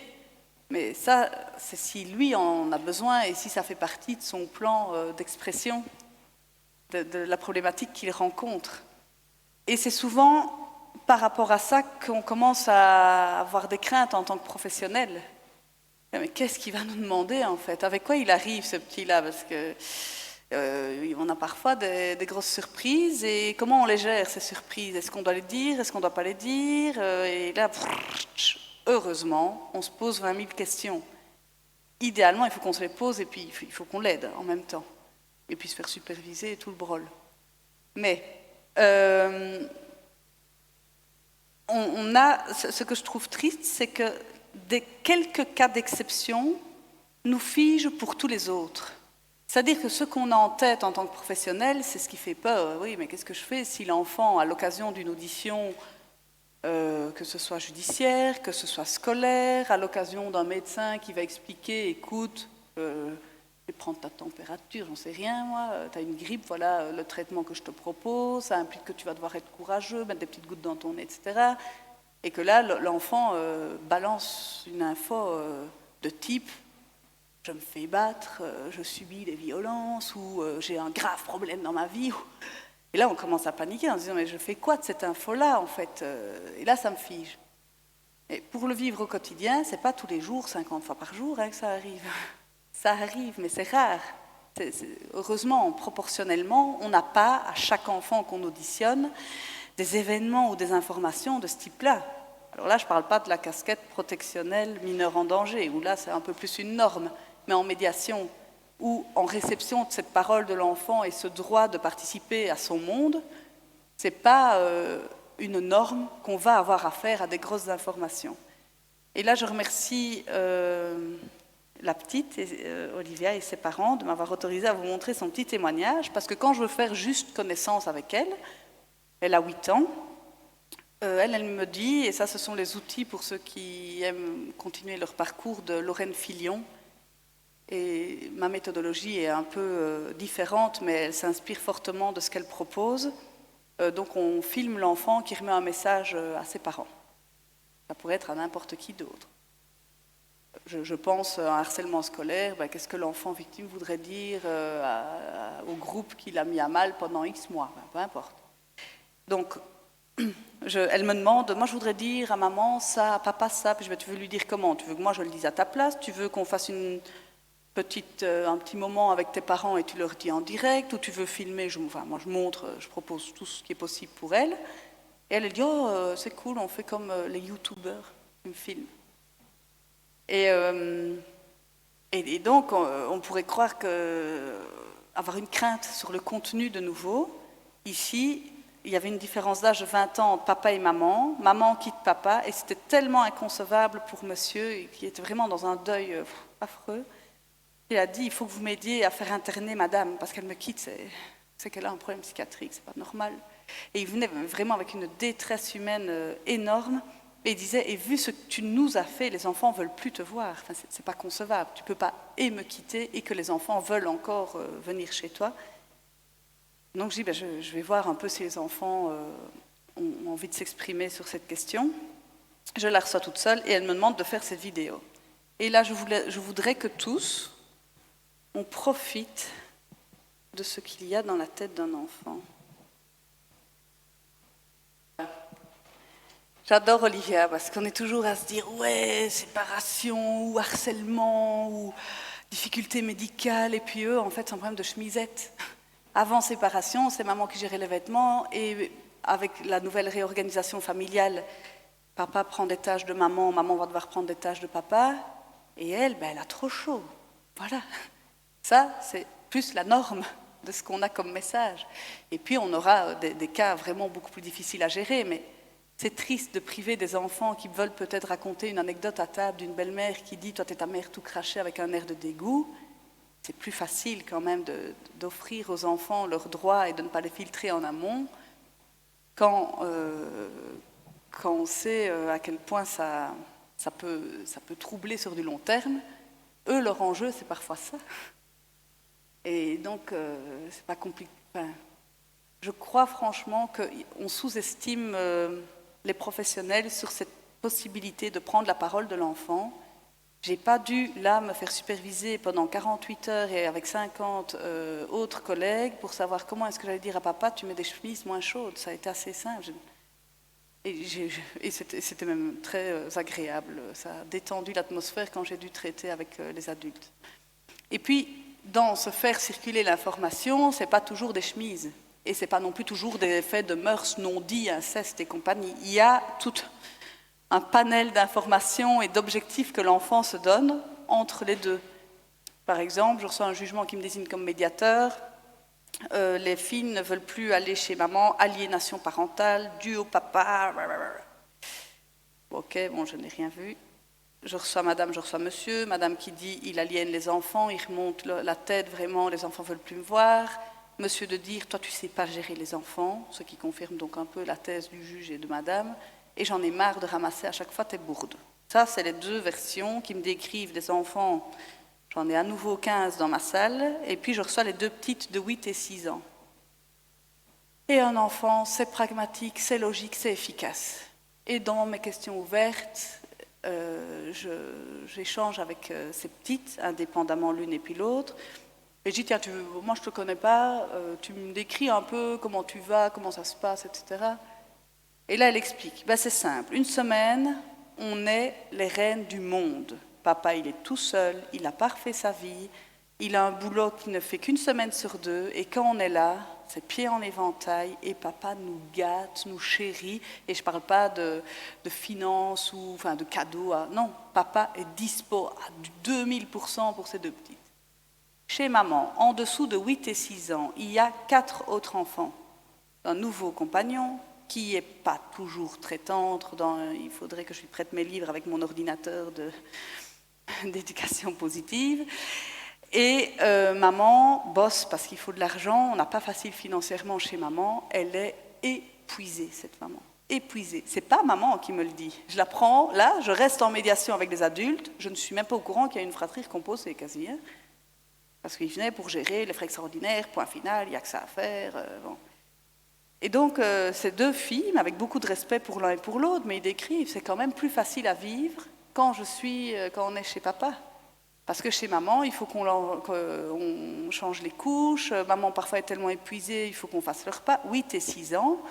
Et donc, de nouveau, selon la subjectivité de chacun, est-ce que ce sera déjà un âge d'autonomie ou pas tout à fait? Est-ce qu'ils sont parentifiés, pas parentifiés? Je ne rentre pas dans les diagnostics. Mais il y a quand même un peu de ça, sans avoir fait 20 ans d'études. 8 et 6 ans qui doivent gérer une fratrie, une maman épuisée et un beau-père assez violent, voilà quoi.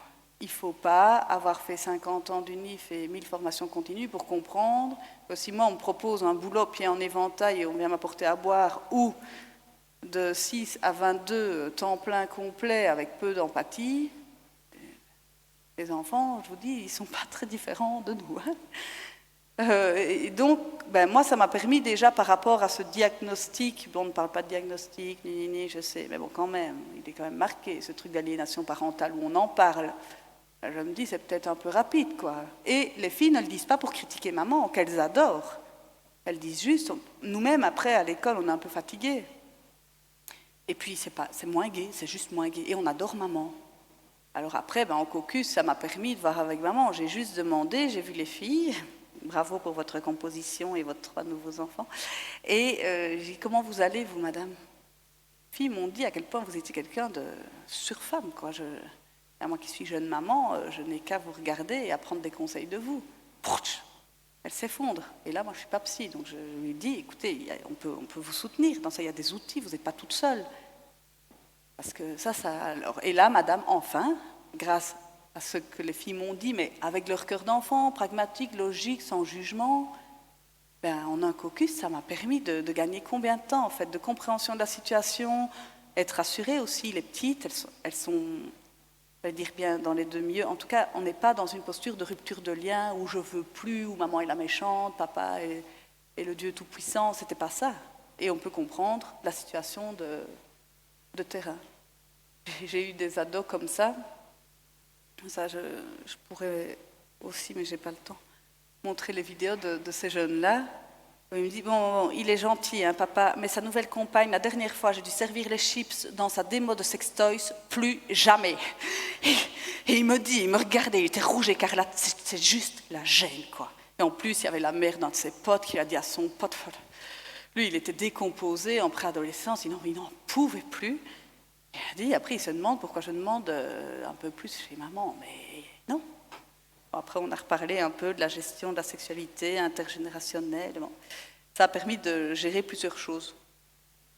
Parce que les enfants sont pragmatiques, ils ne tournent pas autour du pot. Et donc là, je vous parle des objectifs que vous donnent les enfants. Ils sont à gérer et c'est peut-être un peu plus malaisant parce qu'on ne sait pas avec quoi ils viennent. Mais ça reste tout autant important. Là où pour moi, ça a fait le plus de bien, c'est pour une jeune Amélie, où la séparation était quand elle avait 8 ans et elle arrive chez moi quand elle en a 12. Et en fait, juste après la séparation, madame s'est mise en couple avec un monsieur alcoolique qui était violent avec maman. De nouveau, ça, si j'ai les adultes, je ne suis pas au courant parce que c'est fini depuis, et donc pourquoi m'en parler? Ça ne sert à rien. Et la petite explique qu'un jour, donc le gros conflit entre papa et maman, n'est pas violent, juste conflit de séparation, est-ce que c'est mieux? J'en sais rien. Je veux dire, il n'y a pas de violence physique. Elle a assisté chez maman à une tentative de meurtre par ce beau-père alcoolisé de sa maman. Et elle était là 8 ans et elle m'explique. Donc c'est ça, je vous dis, parfois on a des patates, on voudrait qu'il nous parle d'une chemise qui n'est pas assez adéquate, mais bon, je ne sais pas toujours. Et donc, elle explique qu'elle, avec ses 8 ans, elle a été figée, qu'elle a juste regardé sa maman et qu'elle était tétanisée en se disant, est-ce que je vais voir ma mère mourir et est-ce qu'après c'est mon tour? Là, je parle de médiation où, de nouveau, les parents, ils viennent... la fleur entre les dents, il n'y a pas de problème. Et elle dit, vu comme papa était déjà fort sur le dos de maman, je n'ai pas osé lui en parler quand je suis rentrée chez lui. Parce que j'avais peur qu'il soit fâché sur maman, que j'ai dû vivre ça, alors que maman, elle n'avait rien choisi. Et puis maintenant, je crois que lui aussi, il est mort. Je parle du beau-père, pas du père. Et donc la petite, elle était mal avec ça, et elle dit, après tout le temps quand je suis chez papa, c'est comme si je restais dans... Et tout son physique le disait, en plus elle a 12 ans, elle fait 1m85, je dois la regarder comme ça, c'est très compliqué. Et elle dit, je ne disais pas à papa, ça ne m'allait pas, et donc, mais elle avait une boule au ventre parce que maman était encore avec lui, donc elle me témoigne tout ça, et là je me dis, bon, Et puis c'est du passé, elle est plus, madame, elle est célibataire, elle vit avec ses enfants, elle a fait le tri dans sa vie, elle s'est un peu réparée de ce qu'elle a eu à vivre. Et la petite, elle restait dans ce côté. Et elle dit, je ne sais pas si c'est possible, mais je voudrais que mon frère puisse venir. Elle avait un grand frère qui avait 19-20 ans, qui partait déjà de temps en temps en côte. Je voudrais qu'il vienne près de moi ici, parce que c'est trop difficile. Moi, avec ça, ça ne va pas. Je dis, comme tu veux, on va appeler le frère, hop, il vient. Et là, il explique, parfois je veux te faire des câlins et tu te moques de moi, parce qu'on ne peut pas être amoureux. Elle dit, mais j'aurais besoin en fait. Et alors elle l'a expliqué à son frère, avec l'aide dont elle a eu besoin. Et j'ai vraiment été émue, parce que son frère s'en voulait extrêmement, parce que lui n'a plus voulu, parce qu'il ne supportait pas son beau-père, et donc il n'était pas là au moment des faits. Et c'était magnifique pour la fratrie, quoi. Et donc les enfants, pas toujours, mais parfois, ils savent actionner ce dont ils ont besoin pour avancer. Et elle, alors qu'on me parlait de frais extraordinaires, ça c'est la médiation de base, ça c'est mon mandat initial, et puis les enfants peuvent apporter leur mandat. On a fait recirculer cette information sur le passé vécu par cette petite, et toute la famille est revenue. Ça a réglé, je ne sais pas comment, les frais extraordinaires, mais ça a réglé les frais extraordinaires, parce qu'ils se sont dit, en fait, on n'était peut-être pas sur le bon registre de dispute, quoi. Enfin, il faut peut-être qu'on arrête, parce que ça avait une incidence. Le côté conflit parental, manque de communication entre les parents, ont fait que cette petite est restée enfermée avec une histoire beaucoup plus destructrice. Voilà ce que je voulais dire.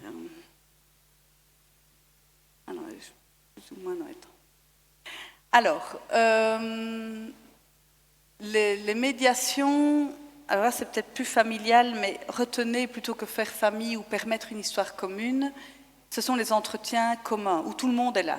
Et là, je n'ai pas la chance de connaître vos parcours ou le lieu où vous travaillez, mais ce sera peut-être beaucoup plus parlant, parce que vous devez gérer une réunion avec des parents qui concernent l'enfant, ou que sais-je, ou en tant que personnel de la santé, vous devez peut-être réfléchir à comment est-ce qu'on passe une info, et qui est-ce qu'on convoque pour cette info, comment est-ce qu'on parle de l'info. Ici, moi, les entretiens famille consistent à rassembler toute la famille, séparée, et d'avoir vraiment une séance de médiation type enfant, où on joue pendant toute la séance, ça dure plus ou moins 1h30, ça dépend de l'âge des enfants et de leur capacité de concentration. Et je crois que j'avais fait un petit truc, oui. Bon, moi, lors de ces entretiens, j'ai en tête plein d'outils, et selon ce qu'il y a besoin pour la famille, je vais puiser l'un ou l'autre. Et dans ces outils, peut-être que vous pourriez les transposer dans le cadre professionnel qui est le vôtre. Ici, moi, c'est spécifique pour 2 parents qui ont difficile, mais qui savent se tenir. Ils ne vont pas commencer à s'injurier, se battre, alors que l'enfant est là chez moi. Ils le feront à la seconde d'après, quand je ne serai plus là, mais pas dans mon bureau en tout cas. Et donc, je raconte l'histoire simplement de séparation, l'histoire aux enfants, qui est la leur. Papa et maman sont là, ça c'est le jeu Ursula. Kodjou, je ne sais pas si vous la connaissez, Madame Kodjou qui est une psychologue allemande que j'aime beaucoup. Et je suis par terre avec les enfants, et moi je dessine leur histoire, je dessine la séparation des parents en langage enfant, avec plein d'outils pour leur permettre de temps en temps de se dissocier un peu de ce qui est en train de se faire. Et les parents, c'est un jeu, ils ne peuvent pas parler. Et donc, quoi que vous fassiez avec les enfants, je pense que c'est important de le mettre en jeu, en règle de jeu. Il faut respecter. Et on peut leur donner des petits pouvoirs, mais ils n'ont pas tous les pouvoirs. Et un jeu. Et donc, moi, mon jeu, par exemple, ils peuvent choisir les couleurs pour l'un, pour l'autre. C'est quoi la couleur de maman? Mais maman ne peut pas dire s'il s'est trompé, elle ne peut pas parler. Donc, ça lui montre que même s'il dit quelque chose de compliqué, maman ne va pas pouvoir intervenir, papa non plus. Et on dessine comme ça toute l'histoire de séparation, de rencontre, de séparation, et puis les questions qui se posent aujourd'hui. Ça apaise parce que ça offre à la famille, même pas aux enfants, une sémantique sur ce qu'ils vivent. De nouveau, je ne sais pas où vous travaillez, mais les gens ne savent pas toujours comment on aborde tel ou tel sujet avec les enfants. Si je pense de ce dont je vous parlais tout à l'heure, des difficultés scolaires, en termes de besoins spécifiques, mais on ne sait pas toujours Comment aborder avec une classe, avec un enfant, parfois c'est malaisant, les parents ne savent pas, tiens, comment je parle de cette différence ou autre, et le fait qu'un professionnel en parle, détaboutise, vous me traduisez, le sujet, permet à la famille de mieux se sentir. C'est plus un problème d'échange sur ça, on rend la chose plus fluide. Le jeu bonjour, moi j'aime beaucoup le faire parce que c'est le cas où les parents ne se parlent plus du tout, mais ils sont quand même polis entre eux. Et donc on se balade dans la pièce avec les règles du théâtre, équilibre de plateau, hein, on se répartit, et les enfants ont le pouvoir de taper dans les mains. Et quand ils tapent dans les mains, on se fige, et je joue avec eux, et la personne la plus proche de nous, on la salue. On lui dit bonjour. Ouhou. Quand je vous dis qu'il faut créer des règles du jeu, vous aurez compris que c'est pas... Mais vous vous rendez pas compte comme ces simples petites règles me donnent 1 milliard d'informations. Il y a des enfants, ils attendent que les parents soient hyper éloignés pour les protéger, qu'ils n'aient pas à se saluer. Et puis ils regardent quand ils sont bien loin, le plus loin possible, ils frappent des mains en se disant « Ouf, vous n'aurez pas à dire bonjour à l'autre ». Il y en a, ils sont joueurs, ils disent « Attends, tu m'as emmerdé, dès que j'avais 2 ans et demi pour que je salue la boulangère et le reste et que je dise bien bonjour à tout le monde, je peux te dire que c'est ton tour. » Et à maman ou à papa. Et donc là, ils s'approchent, ils les poussent, ils font des stratégies de fratrie pour que les parents soient au plus proches, et puis après, ils tapent dans les mains, c'est bon. Là, vous devez vous dire bonjour, et les 2 enfants sont comme ça. Et donc, ça nous permet aussi de voir les dynamiques familiales, est-ce qu'ils sont à l'aise, pas à l'aise. Tout ça pour vous dire que penser jeu dans le travail avec l'enfant n'est pas non plus une option. Les quiz familiaux sont intéressants. Là, je fais des teams quand il y a 2 enfants. Il y a une team papa, un enfant, une team maman, un enfant, et on pose des questions. Ça, pour après travailler l'autorité parentale, un bijou. De nouveau, vous transposez dans vos domaines, hein, et je peux vous aider à ça. Mais pas ici, pas maintenant, peut-être dans quelques minutes. Et alors, par exemple, c'est, tiens, quelles sont les règles pour regarder la TV chez maman, et je pose ça à l'équipe papa. Ou pour les ados, mais là je le fais un peu moins en jeu, on est assis sur les genoux de papa-maman bien sûr, mais pour les ados on le fait différemment, quoi, hein, dans la manière de poser les questions. C'est quoi les autorisations pour aller en guindaille? Et là c'est plus mode brainstorming chez l'un, chez l'autre, pour rencontrer un petit copain, déloger. Il y a des parents qui se sont jamais ajustés. Et c'est un entretien famille qui est très très important pour les tout jeunes parents qui n'ont pas encore pu se créer parents entre eux. Et des parents, la dame a accouché qu'ils étaient déjà séparés. Le couple avait 21 et 20 ans et jamais ils n'avaient échangé sur leur parentalité. Est-ce qu'on recourt à la crèche, à la famille? Est-ce que, quid comme choix de scolarité? Est-ce qu'on va dans le libre, dans le subventionné, dans le communal? Enfin, c'est toutes des questions qu'ils n'avaient plus l'opportunité d'échanger parce qu'ils étaient dans une communication difficile. Et là, on fait un entretien avec le bébé. Et donc là, c'est là que le bébé vient. Et papa, maman disent, ils s'ajustent sur une autorité parentale, en fait, en disant, ben, tiens, toi, comment tu pensais, t'étais pour la crèche ou pas pour la crèche? Et ça a des conversations de parents. Et ils se créent parents. Pour les ados, c'est très très porteur. Les pré-ados encore plus, les règles de la TV, à quelle heure on va au lit, tous ces trucs-là. Alors ça se dispute ou ça se discute. Ça c'est un jeu que je fais avec les enfants en tout bas âge. Le plus jeune avait 3 ans, parce qu'avant c'est plus du change. L'enfant est là pendant la médiation, les thèmes sont light et il faut changer l'enfant. Et je dis, bah, si monsieur le faisait une fois, parce que maman c'est difficile de déléguer, puis alors ça se fait... Enfin, tout ça est porteur de beaucoup de sens pour la famille. Et ça se dispute ou ça se discute. Donc le plus jeune avait 3 ans et j'ai des bacs à jeux, il joue avec les jeux. Et les parents se trouvent là et on aborde un thème tendu mais pas tant. C'est-à-dire, j'ai eu une fois neuropédiatre, papa, maman, médecin généraliste, et papa refusait qu'on mange des raisins. Le sucre, ça tue les cerveaux de nos enfants, je ne veux pas de raisins. Et maman dit, écoute, ça va, je suis médecin généraliste, détends-toi, ils avaient 2 raisins dans leur boîte à tartines, voilà. Et donc, je décide de choisir ce thème-là, parce que je me dis, bon, c'est pas non plus un enjeu de maison, mais pour eux, c'était hyper important, et c'était pas du tout le truc léger. Et en même temps, ils savaient le gérer. Les parents savent qu'ils doivent se gérer dans la conversation, et pendant qu'ils échangent sur quelle tendance alimentaire on va donner pour nos enfants, ce qu'ils amenaient tout le temps en médiation, les enfants jouent, et parfois j'interromps.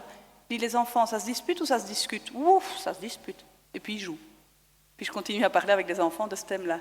Et parfois, moi j'étais surprise, et les parents encore plus que moi, ils parlaient avec une voix respectueuse, vraiment des règles de communication, tu as un avis qui n'est pas le même que le mien, je comprends, je peux essayer de m'adapter. Ça se dispute ou ça se discute? Ouf, ça se dispute.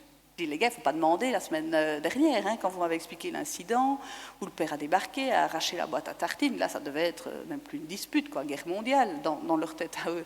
Si là, pour eux, vous vous disputez déjà. Enfin, soit.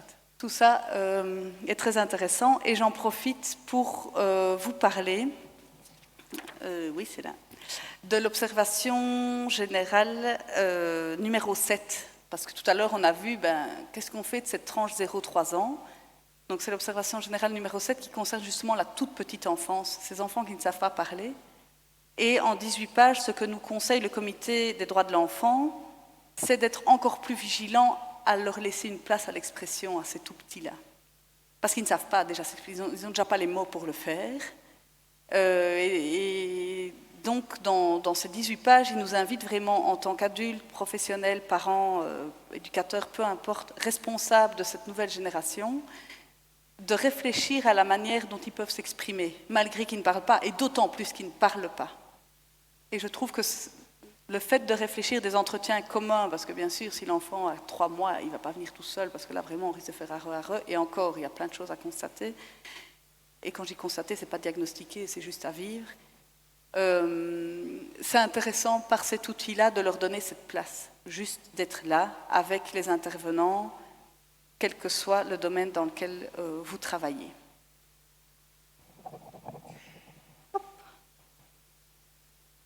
Ouais. Je regarde. Oh, ça va. C'est jusqu'à 12h30.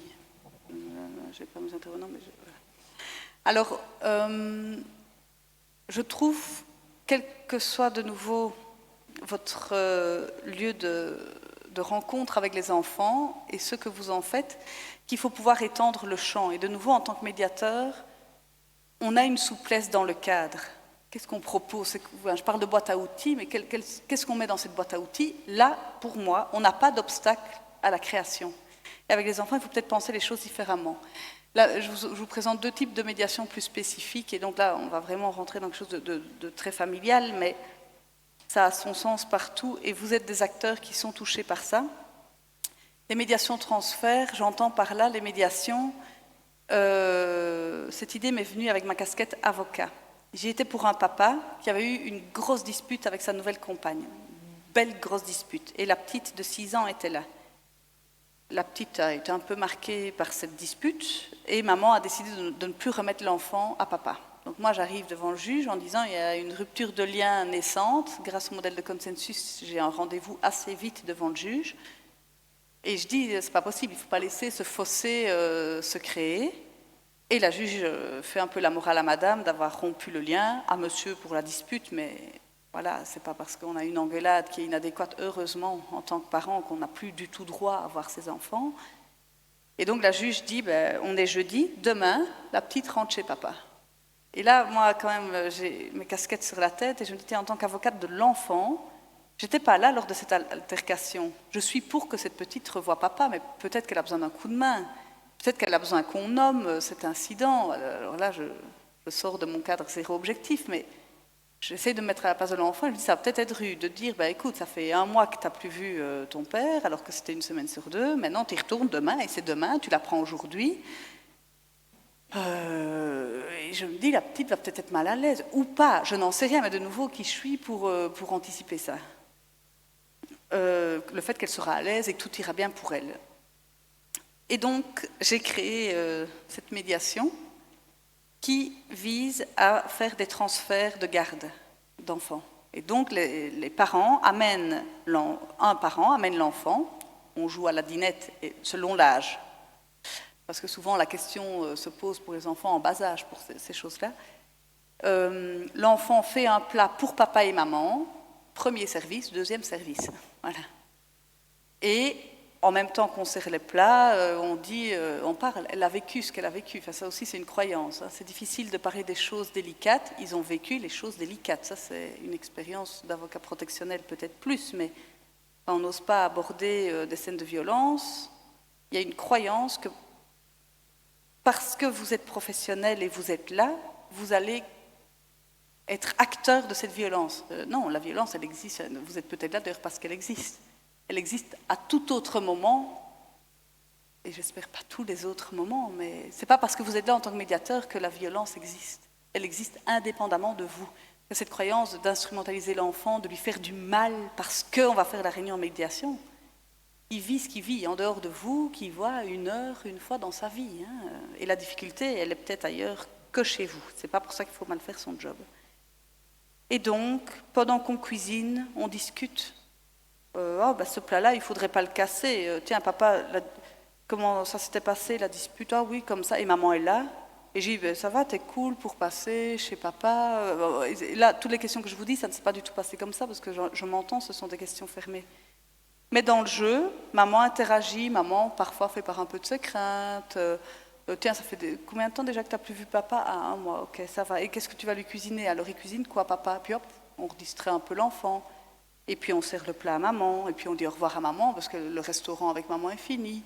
Et puis, papa arrive, on fait le transfert. Papa va manger le plat et on va dire, tiens, ça a été, parce que ça fait déjà un mois. J'espère que tu as bien mangé, papa, pendant ce mois-là, parce que c'était pas la petite qui t'a cuisiné des bons plats, comme aujourd'hui, plastique dégueulasse.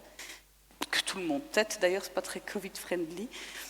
Et donc, le papa vit, parle, la famille se fait, et là, juste dans le non-verbal, c'est surtout ça qui joue dans ces médiations transfert. On voit, est-ce que l'enfant est dans quelque chose de figé, regard fuyant, j'ose pas trop aller chez papa, où est-ce qu'il va aller, fluide chez papa. Et nous, notre job de professionnel médiateur est d'aider à mettre en mots ce qui se joue là et de permettre le respect d'une décision judiciaire. Mais dans un respect de l'enfant. Les médiations spécifiques que je vous présente sont celles qui appelleraient au plus de nuances et au plus d'explications sur la posture du médiateur.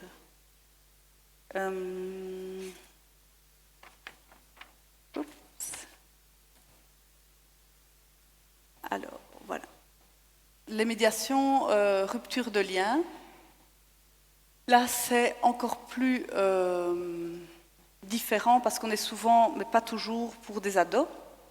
Là, je fais des AVC, en fait. Si Lise est là, c'est de ça dont je parle. Je fais des AVC depuis tantôt. Il y a mon cerveau qui me lâche et donc je regarde le slide et je dis « Ah oui, je parle de ça ». Je ne vous ai pas dit, mais j'ai un bébé d'1 mois et demi et je ne passe pas de très bonnes nuits. Et donc, ça ne m'aide pas toujours. Mais je vais me reconnecter quelque part et ça va venir tout seul. Voilà. Pour les médiations, rupture de lien. Là, la grosse différence, c'est que l'enfant est acteur. Et là, de nouveau, dans tout ce qu'on a appris en formation, c'est de dire l'enfant, il ne peut pas être acteur, il ne faut pas l'instrumentaliser dans les questions d'adultes, il faut le laisser à sa place, il ne faut surtout pas demander à l'enfant de faire des choix. Eh bien, désolé pour vous, il les a déjà faits, de nouveau, comme la violence qui vit ailleurs. Un ado qui décide de dire « Toi, cher parent, je ne veux plus te voir, je ne vais plus chez toi », le choix, il est fait, en fait. La place qui n'est pas la sienne, elle est prise. Alors, triste, pas triste, on peut débattre pendant 8 heures, hein, mais bon... C'est là. Un enfant dit « je ne te parle plus » ou en t'injuriant et il a 11-12 ans. Ça, ce n'est pas non plus une place adéquate pour un enfant et il a prise avant même d'arriver chez vous. Alors, quant à savoir s'il vient ou s'il ne vient pas en médiation dans ces cas-là, pour moi, ben oui, on va alors pas n'importe comment, ça appellerait beaucoup de nuances, mais il vient et on en parle. Les médiations rupture de lien, mon objectif à moi j'en ai pas d'autre en fait que de faire connaissance, mais... Lui, il a un objectif, et l'autre parent a un objectif, c'est de le revoir. Et ça va se battre en justice. Papa, maman, pendant de nombreux temps, et à gros coûts financiers. Moi, je vais juste dire à l'enfant, là, tu prends une posture qui est en fait une posture d'adulte. Du haut de tes 12 ans, de tes 11 ans, tu fais le choix de ne plus voir un parent. Je vais t'aider. Le médiateur, en tant que professionnel de la résolution des conflits, va accompagner l'enfant pour affronter un conflit. le résoudre, savoir en parler. Moi, j'ai quand même un objectif, c'est que cet enfant, il puisse dans la rue croiser ce parent sans avoir la boule au ventre, commencer à courir, se planquer derrière une voiture, dire « zut, il m'a vu », commencer à avoir des crises d'angoisse. Alors il dit « je gère ». Bon, on n'a pas la même définition que gérer alors. Et peut-être que pour toi, ça c'est gérer. Mais tes parents sont inquiets, l'inquiétude ne vient pas de nouveau, l'inquiétude, ce n'est pas vous qui la portez. Il y a au moins un des parents qui est mécontent là-dedans, qui veut revoir son enfant. Il y a au moins un des parents qui se dit « moi je suis inquiet pour mon petit, quoi ». Vous avez vu dans quel état il se met? Il a dû être hospitalisé parce que j'ai eu le malheur d'aller faire mes courses à l'Aldi, quoi. Enfin, et je l'ai croisé, j'ai salué mon enfant, c'est mon fils. Et il a décompensé. Je suis inquiet et je voudrais qu'on prenne soin. Et donc, il y a tout un travail qui est fait et on entend. Ce que je voudrais qu'on puisse retenir, c'est que ce n'est pas le travail du professionnel qui met l'enfant au mauvais endroit et qui instrumentalise l'enfant. L'enfant est instrumentalisé et prend une place qui n'est pas la sienne, indépendamment de vous, quel que soit votre métier. Et donc, par respect pour l'enfant, l'en écarter, vous l'écartez de rien. S'il vit de la violence, il ne va pas ne plus vivre de violence parce que vous l'aurez pas reçu en médiation. Il ne va pas être moins dans les affaires familiales parce que le médiateur ne l'a pas convoqué et il ne lui a pas donné ce droit à s'exprimer sur les questions qui le concernent. Ça, c'est juste une utopie, quoi, dont il faut avoir conscience, et pour moi, il faut pouvoir l'aider à ça. Ce qu'on retient, en tout cas, c'est que la posture du professionnel a pour but de sécuriser, et ça, ce sera important dans tous les domaines. En fait, je suis embêtée aussi, et je bug à ces slides-là, parce que je ne sais pas qui est dans mon public, et je ne sais pas si j'ai une majorité de médiateurs familiaux. Et donc, je crains que tout ce que je vous présente soit vraiment trop loin de vos pratiques de terrain. Mais ça, vous me direz dans vos questions. Alors, je propose pour les ruptures de lien 5 séances d'activité entre l'enfant, après avoir fait un travail en amont, entre l'enfant et son parent. Je ne sais plus si c'est en grand auditoire que j'ai dit ça ou à la sortie, mais prendre un enfant en frontal n'est jamais porteur. Si on lui dit, écoute, je vais te mettre en face de ton père que tu ne vois plus, en face de ta mère que tu ne vois plus depuis X temps, tu vas régler tes comptes, tu vas lui dire ce que tu penses. Même moi, on ne fait pas ça, ça ne va pas. Et donc, je propose à l'enfant d'avoir le droit de ne pas parler à son parent. Et on va aller grimper à la salle d'escalade. Il y a toute la symbolique, c'est papa qui t'assure, parce que moi, tu sais, je ne sais pas comment on fait, tu risques de te planter, si c'est moi qui le fais, monsieur, vous pouvez m'aider. Et le père assure son enfant. Je lui dis, surtout, tu ne lui parles pas. Je dois avoir une grande alliance avec le parent qui ne voit plus son enfant, parce que je le malmène un peu, mais c'est organisé avec lui. Donc je lui dis, écoute, on n'est pas obligé de lui parler, tiens, prenez le baudrier, mettez-le. Et là, l'enfant, il revit des expériences positives avec le parent. Et par ces expériences positives, il va, au fur et à mesure, avoir autre chose à raconter que soit ce qui s'est construit, soit ce qu'il a vécu, parce qu'un parent est rarement résumé à que du négatif. Là, pour l'instant, je travaille avec un petit Nathan de 11 ans qui ne veut plus du tout voir son papa. Et les raisons sont très antérieures, quand il était vraiment petit. Ça fait déjà, oui, moi je suis vraiment au bout de course, ça fait 1 an et demi que ça pourrit devant le juge, ce truc, et puis on me l'envoie. On a tout essayé, tiens, merci. Et donc ça fait 1 an et demi qu'il ne voit plus papa. Et donc les faits qu'il dit, c'est papa est le pire père du monde parce qu'il a tué ses poulets. Il a tué des poules pour les manger. Alors pardon à tous les végétariens et pardon à mon mari qui en est un. Alors, on peut débattre de nouveau sur est-ce que c'est bien ou mal de tuer des poulets pour les manger, mais est-ce que ça a fait de lui un mauvais père?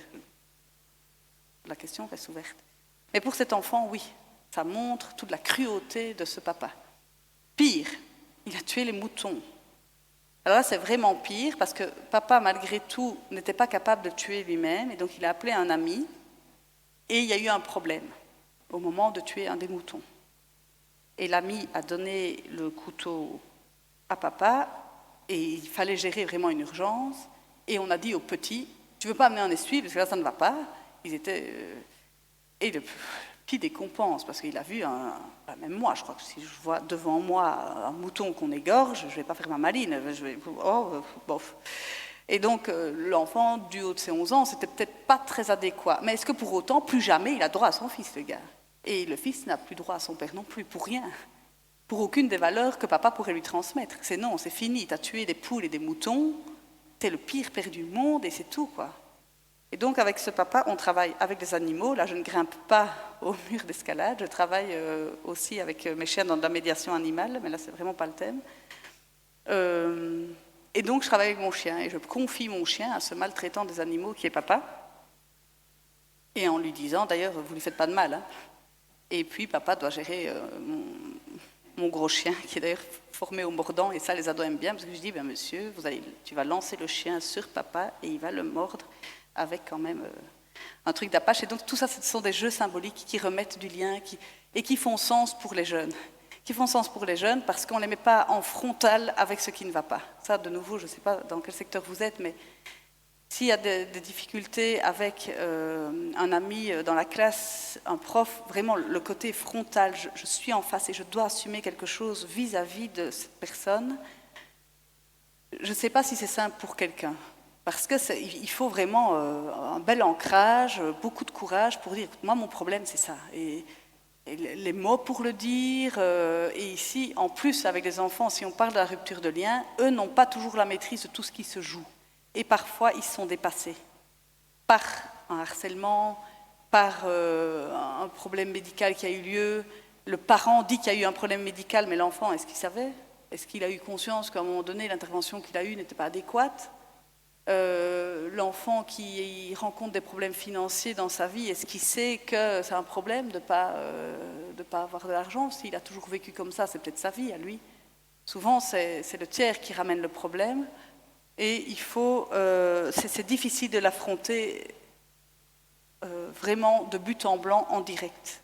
Le fait de pouvoir être distrait, ou en tout cas, ça ne veut pas dire qu'on n'en parle pas, parce que ça je vous ai dit, ils savent ce qu'ils ont vécu les enfants, mais le fait qu'on en parle en leur permettant de se distraire est très important, surtout quand ils sont fautifs.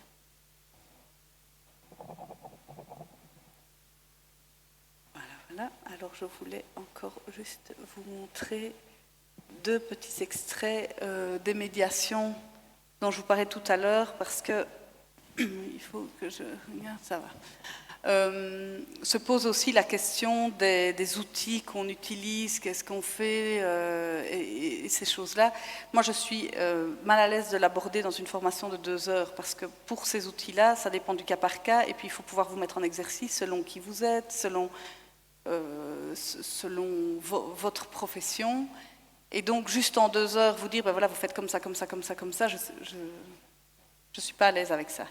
Par contre, avec les enfants, il faut être très, très attentif à ce qu'on voit. Et de nouveau, je ne pense pas qu'il faille avoir fait bac plus 20 pour constater qu'il y a un mal-être. Après, pour comprendre le mal-être, le décortiquer, etc., etc., mais ce ne sera peut-être pas notre job de médiateur.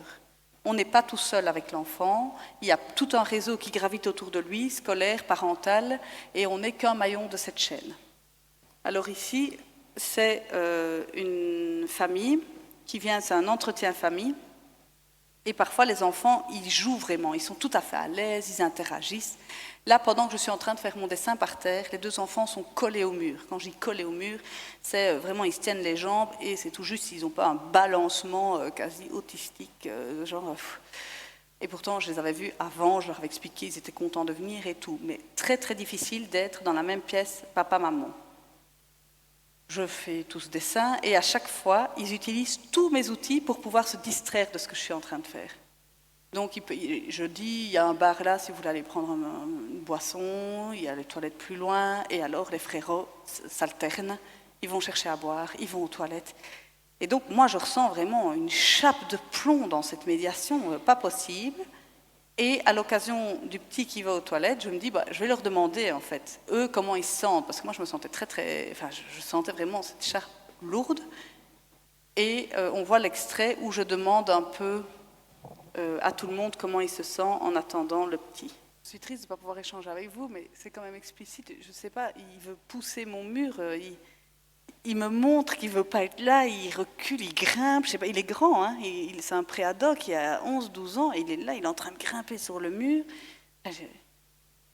Je comprends que, heureusement qu'ils ont la possibilité. Alors, est-ce que pour autant ils sont mal à l'aise? Alors, est-ce que c'est mal ou bien de l'avoir fait venir parce qu'il vit un petit moment un peu compliqué? Tous les vendredis d'échange, il est ça. D'ailleurs, la mère dit 4, la première fois qu'elle était venue, c'était 6, elle dit 4, elle dit « Ah, moi je les trouve beaucoup plus à l'aise, je suis vraiment fière d'eux. Je trouve que ça se passe bien. » Waouh, elle est vite contente, elle. Et donc, c'est dire que c'est pas parce que vous, médiateur, ou quelle que soit votre fonction, vous convoquez l'enfant, que vous êtes responsable de ce mal-être. Le mal-être, il existe, qu'on soit là ou pas. Tous les vendredis, c'est ça qu'ils vivent au moment des échanges. Et donc, papa, maman, 4-4, le petit 6, et puis on attend son petit frère. Mais ici, c'est marquant par rapport à ce que je vous disais, on a toujours peur de les mettre mal à l'aise ou de créer un mal chez l'enfant. Ici, en fait, il est mal 10, et quand on lui demande pourquoi, il dit ben, « Papa et maman sont là et ça se passe bien. » Alors moi et la mère, on dit « Non, non, non, t'as pas compris, tu devais dire 0, c'est chouette d'être ici. Alors, papa et maman s'entendent bien, ça roule. » Non, non, parce que tout le reste du temps, en fait, non. Et je viens de poser la question à papa, maman, le grand frère et lui, est-ce que oui ou non on peut se dire bonjour? Et ces 3 imbéciles de grands ont dit non, me dira le petit. Ils ont dit non. Et là, on vient et quand on fait bobo devant vous, en fait, c'est quoi cette supercherie? En fait, c'est quoi? On joue un sketch? Et donc, l'enfant, avec tout son mal-être, tout son truc, lui, il bouffe sa manche, l'autre, il pousse mon mur, enfin, il me signifie en plus tous que ça se passe 1000 fois mieux chez moi, en fait, que ce qu'ils vivent tous les jours chez eux. Donc, ces entretiens famille sont vraiment riches en informations, juste à vivre ce moment avec eux et à questionner avec des petites questions ouvertes, 0 à 10 ou des petites choses comme ça. Il existe plein d'outils de questionnement ouvert pour laisser place aux enfants. Je voulais encore vous dire, avant de clôturer, que je dois faire quoi? Je dois faire ça. Quant à la question de qu'est-ce qu'on fait de la parole du jeune, chez moi, et là c'est une question où il n'y a pas une réponse, je crois, et ça m'intéressera d'avoir vos opinions et pratiques. La parole du jeune, on en fait, pour moi, en médiation, ce que lui a besoin qu'on en fasse. Et je travaille la même chose pour les adultes, donc moi, ma posture n'est pas différente. Si je fais un caucus avec madame ou un caucus avec monsieur, et qu'ils me disent, de nouveau, on ne sait pas avec quoi ils vont venir, peut-être secret d'État, moi, il ne faut absolument pas qu'elle le sache, mais je suis remis en couple ou des trucs comme ça, là je parle des adultes. Moi, comme médiateur, je pourrais dire, écoutez, monsieur, ça c'est une information trop importante, on ne va pas savoir avancer si elle n'est pas mise en circulation. Les enfants vont voir votre compagne, ou peu importe, ça va rentrer dans votre vie, c'est un peu compliqué, donc je respecte votre silence, mais par contre, si vous restez dans ce silence, moi, je clôt la médiation, parce que je ne vais pas savoir avoir un accord sain. Par contre, je ne vais pas flouer ce papa ou cette mère qui m'annoncerait la même chose.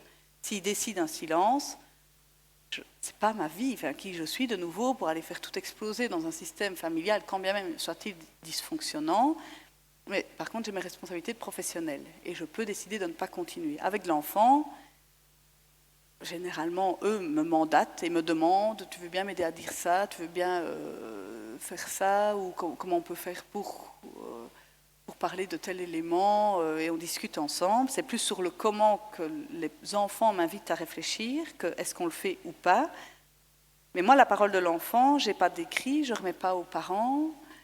Je respecte vraiment un lieu où ils peuvent participer, s'ils le veulent, aux questions qui le concernent. S'ils ne veulent pas, ils viennent, on échange. Et si en fait l'échange, c'est un silence, très bien. Si l'échange, c'est en fait ma vie, c'est ça et ça, mais je ne veux pas en parler, très bien. Il n'y a qu'un cas où c'est pas très bien, c'est quand ça pose un problème à l'enfant. Et donc, je l'éclaire sur ça. J'ai fait une médiation Toulouse-Belgique, papa Toulouse, maman Belgique. Quand ils se sont séparés, la petite avait à peine 1 an, et ils se sont dit, les années primaires chez maman, les années secondaires chez papa. Accord parental. Et puis, ils reviennent parce que maman questionne quand même un peu ça. La petite a 11 ans, l'année prochaine, elle est censée partir vivre 6 ans chez son père et elle avoir les vacances. Et maman dit, pour la petite, je crains que ce soit un peu dur, quoi, de quitter ses amis, son réseau et tout. Et donc, on fait une médiation. En plus, c'était pendant le Covid et donc on est en Zoom. Et je reçois la petite. Et la petite me dit, moi, vous imaginez, quoi, j'ai tous mes amis ici. J'adore papa, j'adore aller en vacances chez lui, mais moi, je voudrais pouvoir vivre et aller à l'école avec mes copains, enfin, garder ma vie, quoi, garder tout le reste qui n'est pas parent, pour moi, ici en Belgique. Mais surtout, ne le dites pas. Je ne veux pas blesser papa. Ne le dites pas. J'ai dit, ok, pas de problème, moi, je ne vais pas le dire. Mais qui décidera au final, ça que tu le dises ou que tu ne le dises pas, c'est papa et maman. C'est juste que si tu n'en parles pas à papa et maman, que ce soit ici ou ailleurs, ou avec n'importe quelle aide qui te ferait du bien, papa et maman vont décider sans connaître ça. Et papa, alors moi j'ai déjà travaillé avec monsieur, je lui explique, papa est prêt à entendre ta demande, t'es pas une extraterrestre à dire je voudrais rester là où j'ai grandi. Alors je respecte ton envie que je me taise, mais il va falloir après que toi tu sois prêt à entendre un choix de tes parents qui va peut-être pas être dans la direction que tu voulais. Et de toute façon, c'est pas toi qui décides, mais on va réfléchir avec ce que toi tu nous donnes sur ce que tu penses. Elle dit, bon, ok. Alors après, elle a dit, alors il faudrait que j'en parle. Il faut rien. Mais entends ce qu'il risque d'y avoir. Comme avec les adultes, vous savez faire tout ça. Enfin, les médiateurs, on est formés à travailler cette demande, des implications si on ne parle pas en caucus. Et le fait de faire ça, les enfants sont pragmatiques et logiques. Ah, ça veut dire que pour le même coup, maman, elle va revenir sur son accord qui était défini depuis toujours. Ben, pourquoi pas? Papa est chouette, elle sait que tu t'amuses bien chez lui. Maman, elle se remet aussi en question. La petite le savait. Est-ce que je suis égoïste de vouloir la garder? Donc, le débat était vraiment ouvert. C'était pas figé, non ou oui. Alors là, la petite a dit, bon, ben, je vais donner mon opinion. Et j'ai bien cadré en disant, c'est pas parce que tu donnes ton opinion que tu vas être suivi. Mais en tout cas, papa et maman vont réfléchir. Et elle a fait son job, elle a dit, mais je m'en chargerai toute seule. C'est tout. Ça, c'est sur ce que je fais de la parole du jeune. Et je n'ai pas envie d'aborder aujourd'hui les exceptions d'exceptions, et, en tout cas aujourd'hui matin, et puis on en parlera peut-être après-midi, mais qu'est-ce qu'on fait d'une parole qui a les quelques pourcentages qui nous mettent mal à l'aise? Si on apprend de la maltraitance, si on fait quoi avec notre casquette de médiateur? Je trouve que c'est trop spécifique que pour que ça puisse influencer la question de la place de l'enfant pour donner son opinion sur les choses qui le concernent. Voilà, j'espère que cette petite introduction vous permettra de continuer la réflexion sur la place de l'enfant en médiation et j'attends vos questions et réponses également pour les personnes qui sont derrière leur ordinateur.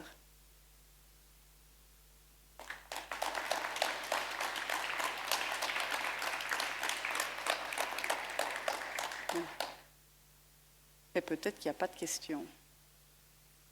Oui. Attendez, ils vont vous apporter un micro parce qu'autrement, ceux qui sont en ligne ne peuvent pas bénéficier de votre intervention.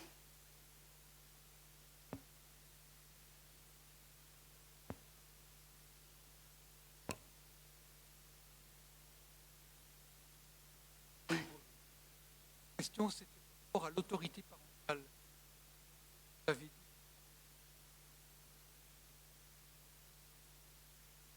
Nous, au Luxembourg, aucun cas.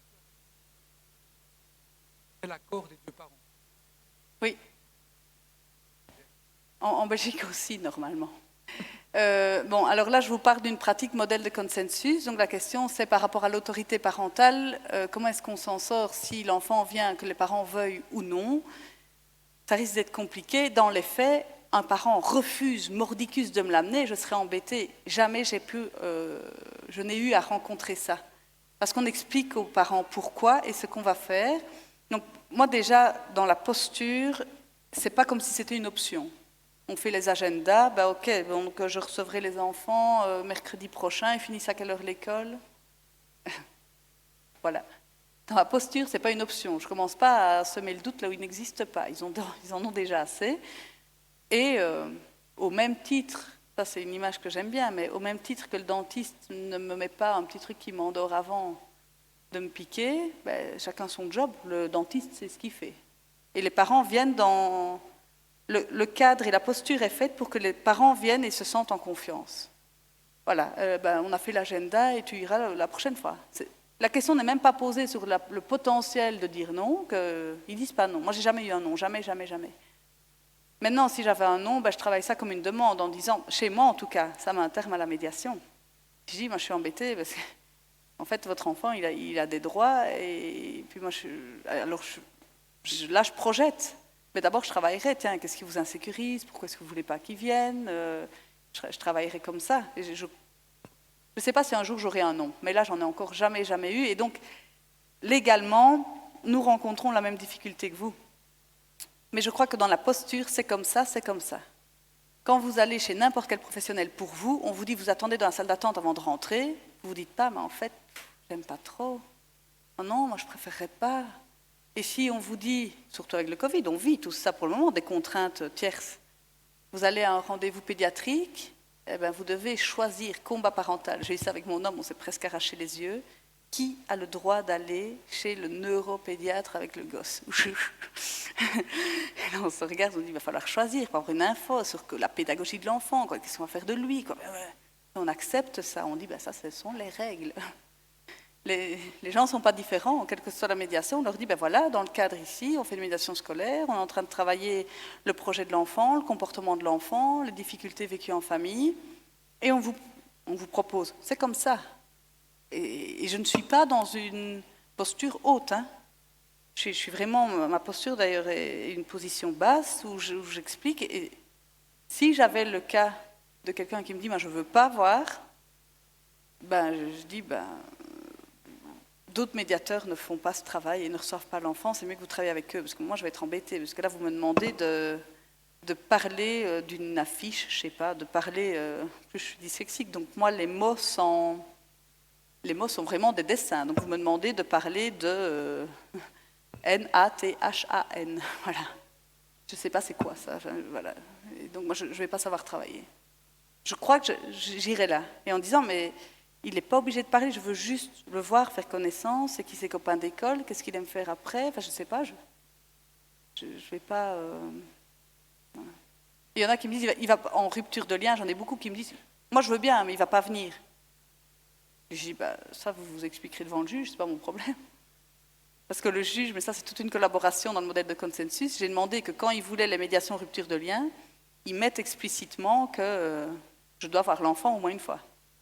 S'il passe, c'est pas moi qui vais faire la méchante. Moi je suis éducation positive. C'est le juge qui va devoir faire ce rôle-là d'astreinte et tout ce qu'il veut. Mais ça, ce ne sera pas mon problème. Oui. Micro ? Ici. Ah, pardon, il y en a déjà un là-bas ou quoi? Moi non plus. Moi, on m'aveugle.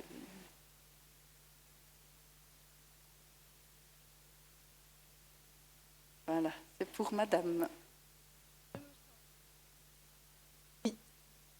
Je voulais d'abord dire quelque chose qui m'avait bien plu, c'est que vous aviez insisté qu'il faut se faire sa propre idée de l'enfant quand il vient, ne pas le recevoir avec une idée préconçue, parce que souvent, pas seulement les parents, mais aussi certains professionnels se font une certaine idée de l'enfant. Vous avez tout un package et vous avez bien insisté qu'il faut recevoir l'enfant et vous faire votre propre opinion, plus que parfois les enfants. Il faut les découvrir déjà. Par contre, je me posais la question si vous aviez fait des médiations avec soit des parents qui sont 10 ans, respectivement avec un jeune qui a été placé dans une institution spécialisée. Est-ce qu'il y a eu des médiations dans ce sens, respectivement? S'il y en a eu, quelle était l'attitude des autorités respectives? Est-ce que c'est quelque chose qu'on encourage, plutôt on est méfiant? Comment on gère le problème?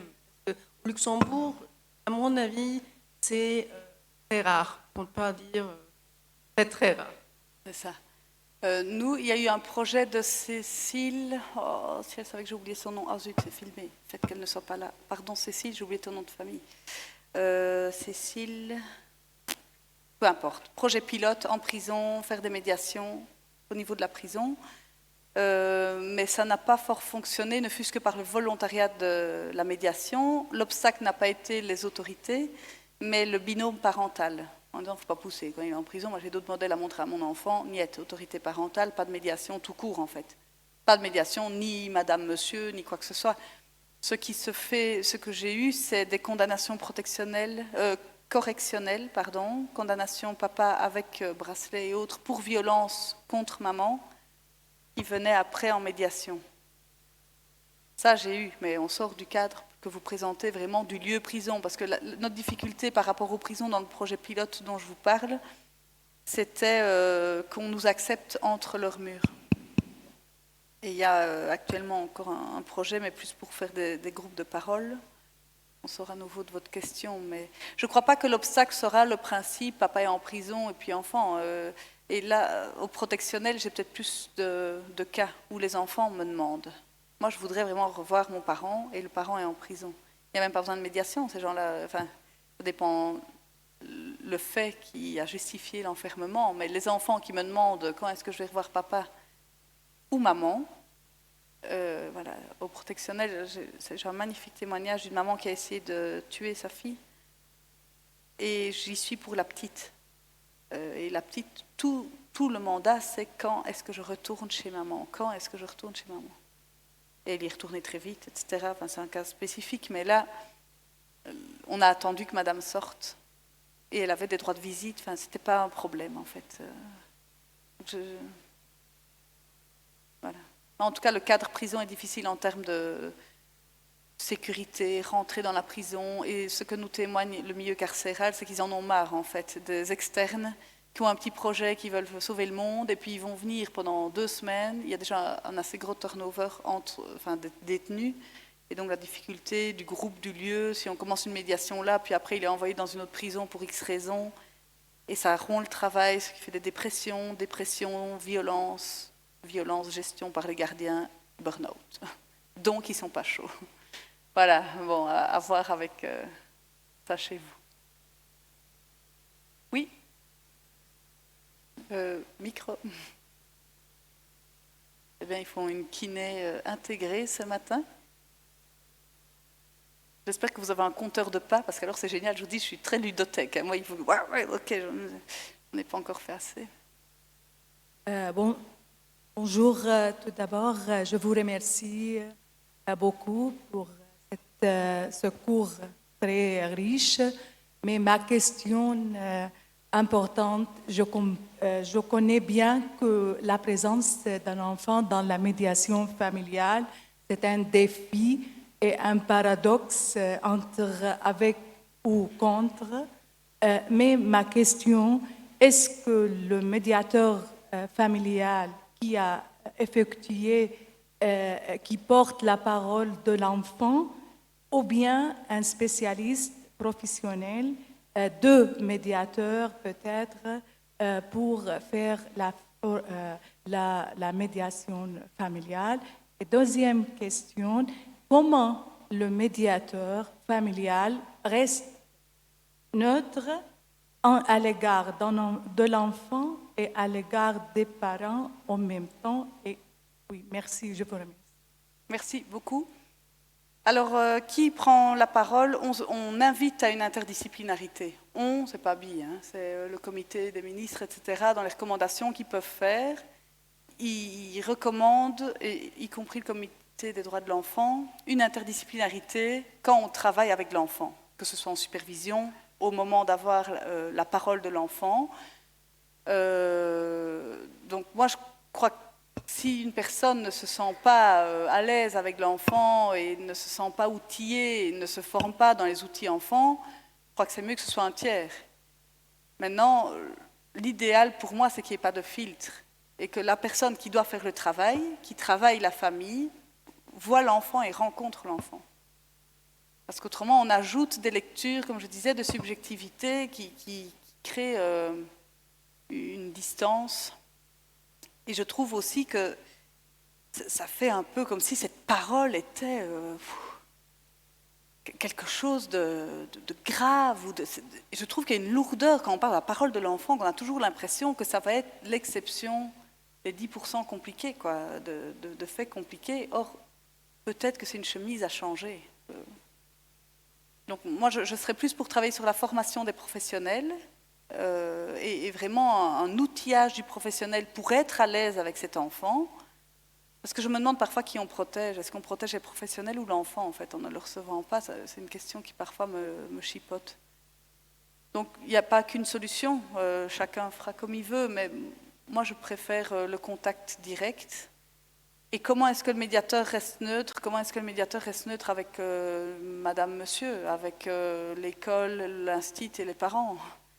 Ça, c'est notre déontologie. C'est le médiateur, la neutralité ou la multipartialité, notion avec laquelle je préfère vraiment travailler, est quelque chose qui doit couler dans notre veine comme le reste, dans nos veines comme le reste. Alors comment est-ce qu'on fait? Moi, je ne sais pas être neutre, je suis multipartiale. Et donc, même si tout le monde est là, je sais me dire, ok, là je parle la parole de papa, papa il est là, je parle la parole de maman, maman elle est là. C'est pas moi qui ai apporté ça en tant que médiateur. J'exprime les paroles et les positions de chacun, comme je disais tout à l'heure. C'est pas nous qui mettons le problème sur une situation. C'est un parent, c'est un enfant qui eux viennent avec une difficulté. Ça me pose problème de ne pas voir mon enfant. Je suis inquiet parce que mon enfant est anorexique et que c'est pas moi qui dis elle est anorexique, problème. En tant que médiateur, moi je ne prends pas part au débat et parfois ça pourrait me poser problème. Combien de fois j'ai pas eu des parents qui pour des enfants de moins de 2 ans viennent avec des hébergements égalitaires de 1 jour. Un jour, une nuit, un jour, une nuit, un jour, une nuit. Mais moi on m'impose ça, je meurs. Mais je dis rien, c'est pas mon problème. Enfin, c'est pas Bimarie qui doit dire c'est bien, c'est pas bien. Si papa et maman sont hyper d'accord, qu'ils se parlent, que tout est serein, même si moi je me dis, je vais peut-être dire, c'est très original, sachez que je vais peut-être dire, ou tiens, est-ce que vous êtes au courant de ce qui se dit par rapport au rythme de l'enfant? Mais puis ce rythme-là, ça ira peut-être super bien avec l'enfant. Donc moi, dans ma neutralité, j'ai jamais eu de difficultés, et pourtant j'ai vu des choses compliquées. J'ai le souvenir de cette grande sœur qui m'a fait écouter un enregistrement du petit frère. La plainte avait été déposée au pénal, je ne savais pas, c'est de nouveau l'aîné qui me le dit. Et le petit frère hurle à mort, et c'est un moment où le papa le chatouille, et papa n'arrête pas de chatouiller, et on entend un enfant, mais tout bas âge, vers 6 ans, rien qu'à dire ça, j'ai une montée de lait, c'est affreux. Et cet enfant vraiment crie « arrête, arrête, arrête », et on voit que ce sont des chatouilles qui lui font mal vraiment, et il n'en peut plus d'être chatouillé. Et ça dure une éternité. Et je me dis, tiens, la première idée que j'ai eu envie de dire à la petite, c'est éteins, c'est trop difficile en fait pour moi d'entendre ces cris d'enfant. Puis je me suis dit, mais franchement, t'es culotté, quoi. T'as 35 ans, t'es professionnel, et tu veux dire à cette jeune fille de 16 ans qui essaie de protéger son petit frère, pardon, mais c'est un peu difficile pour moi. Ben non, c'est bon, tu mords sur ta chic, et puis tu iras chialer après, près de ta maman, c'est affreux. Enfin voilà, supervision après. Et donc là, après, comment je fais quand je travaille avec papa? On pourrait se dire que j'ai un peu une dent contre lui, il m'a fait souffrir. Et pas que moi, je crois, projection, pas projection. Mais moi, dans la médiation, là, je résous le truc en 2 secondes. La plainte est déposée, cette vidéo, les flics l'ont entendue. La police. J'essaye parfois. Ils ont tout, ils ont tous les supports. La plainte, elle est là. Les profs sont au courant du débat qui existe entre papa et maman. Moi, comme médiateur, je suis juste là pour faire émerger de cette famille quelque chose qui leur correspond à eux. Et donc, moi, je n'ai pas de problème avec la neutralité. J'entends des choses... j'ai plein d'exemples qui me viennent où j'aurais pu être mise à mal et en porte-à-faux dans ma neutralité. Un couple qui vient ensemble, je leur demande pourquoi vous venez ici. Et papa commence à me décrire et il dit, ben voilà, scène de violence. Tous les 2 avaient été en hôpital psychiatrique et monsieur explique, mais cette fois-là, je suis sortie. Madame est assise juste là et il se lève dans mon bureau et il dit « J'ai tapé tout son non-verbal. » Et donc moi, je garde ta posture, dignité. Et je regarde madame et je dis « Attendez 2 minutes avant de continuer de mimer ce que vous me racontez. Ça va madame? Oh oui, pas de problème. Après c'est moi. » Et après madame a raconté et elle dit « Et là je recevais les coups. » J'ai dit « En fait ça va. » J'ai dit « Vous, le fait de raconter ça et de vivre ça, ça va? » Oui. Ok, pardon. Ok. Et donc, c'est tout des... Je ne suis pas mise à mal, même quand j'entends des faits qui sont graves, ou parfois eux qui se critiquent entre eux. J'ai la maman qui me dit « je suis inquiète pour mon enfant, qui retourne chez ce père ». Et puis je travaille avec ce papa, en fait, envers qui j'ai aucun jugement à avoir. Vous dites « tu es des poulets ou des moutons ». Est-ce que c'est bien, est-ce que c'est mal? Je ne pose pas cette question à Bimarik. Ce n'est pas mon problème, en fait. En tout cas, il y a une chose, ça pose un problème à l'enfant. C'est un problème. Ce n'est pas le mien. Enfin, je m'en fous pas, hein, le respect des animaux. Mais voilà, c'est pas... Moi, je n'ai pas de problème avec ma neutralité parce que ce n'est pas moi, c'est pas mon histoire. Et je mets cette distance et le problème n'est jamais amené par moi. C'est amené par eux. Je pense à un autre truc où monsieur et madame doivent régler un gros problème financier. Je fais un jeu Walt Disney que j'aime bien.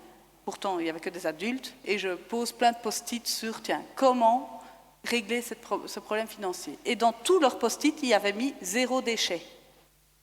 Alors de nouveau, je suis hyper ouverte à toutes ces tendances, prenons soin de la planète, ce n'est pas le débat. Mais pour régler un problème vraiment en concret financier, ils mettent ce post-it-là. Et puis, deuxième étape du jeu Walt Disney, on choisit un post-it, on le concrétise. Lequel voulez-vous prendre? À côté de 0 déchet, il y avait papa paye un peu plus. Papa n'avait pas de problème financier. Donc, c'est eux qui avaient mis ça. Tous les deux en même temps, 0 déchet. OK. On va prendre le 0 déchet. J'ai appris plein de trucs. Hein. La gamine de 18 ans était engueulée parce qu'elle faisait son shampoing avec des œufs de batterie et pas les œufs de la voisine qui... Je prenais des notes, j'ai dit à mon homme, on est à la bourre dans la prise en charge du climat. Mais voilà, je suis neutre, ce n'est pas mon problème. Et si ces parents veulent régler leur enjeu financier en réglant par un 0 déchet, ils ont demandé à l'ado l'adolescent de 22 ans en pleine ville de gérer son jardin. J'ai lu un article, économie 500 € par mois. Oui, ben vas-y, tu fais tes études, tu vas jardiner. Déjà, vous avez acheté un champ, enfin, je sais pas. Enfin, on ne juge pas. Après, mais madame est venue à un moment donné, j'ai regardé madame qui, elle, avait les problèmes financiers. Je dis, elle a le temps de payer un médiateur et d'attendre qu'on règle 0 déchet. Hein. Parfois, je questionnais ça. Je dis, ça va pour vous, la temporalité de la médiation? Oui, ok. Ça me va aussi. Et donc, moi, ça ne m'appartient pas. Le problème, ce n'est pas le médiateur qui l'amène, il est là. Il est là et il y a au moins une des parties, enfant ou parent, qui le met sur la table. Et je ne parlerai jamais en disant « moi, je ne suis pas neutre. Hein. C'est quoi de ça, monsieur? Vous avez chatouillé votre fils? Vous n'avez pas entendu qu'il a dit non? C'est quoi le respect ?» Ce n'est pas mon problème. La petite de 16 ans, en parlant de parentification, vu qu'elle a relayé à la mère qui n'a rien fait, a été au poste de police en disant « moi, je veux protéger mon petit frère, c'est tout. » Les choses se font sans vous.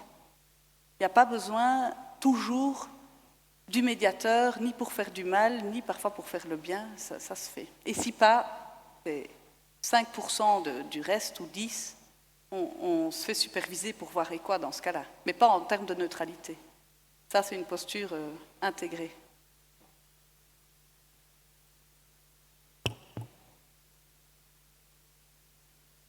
Oui.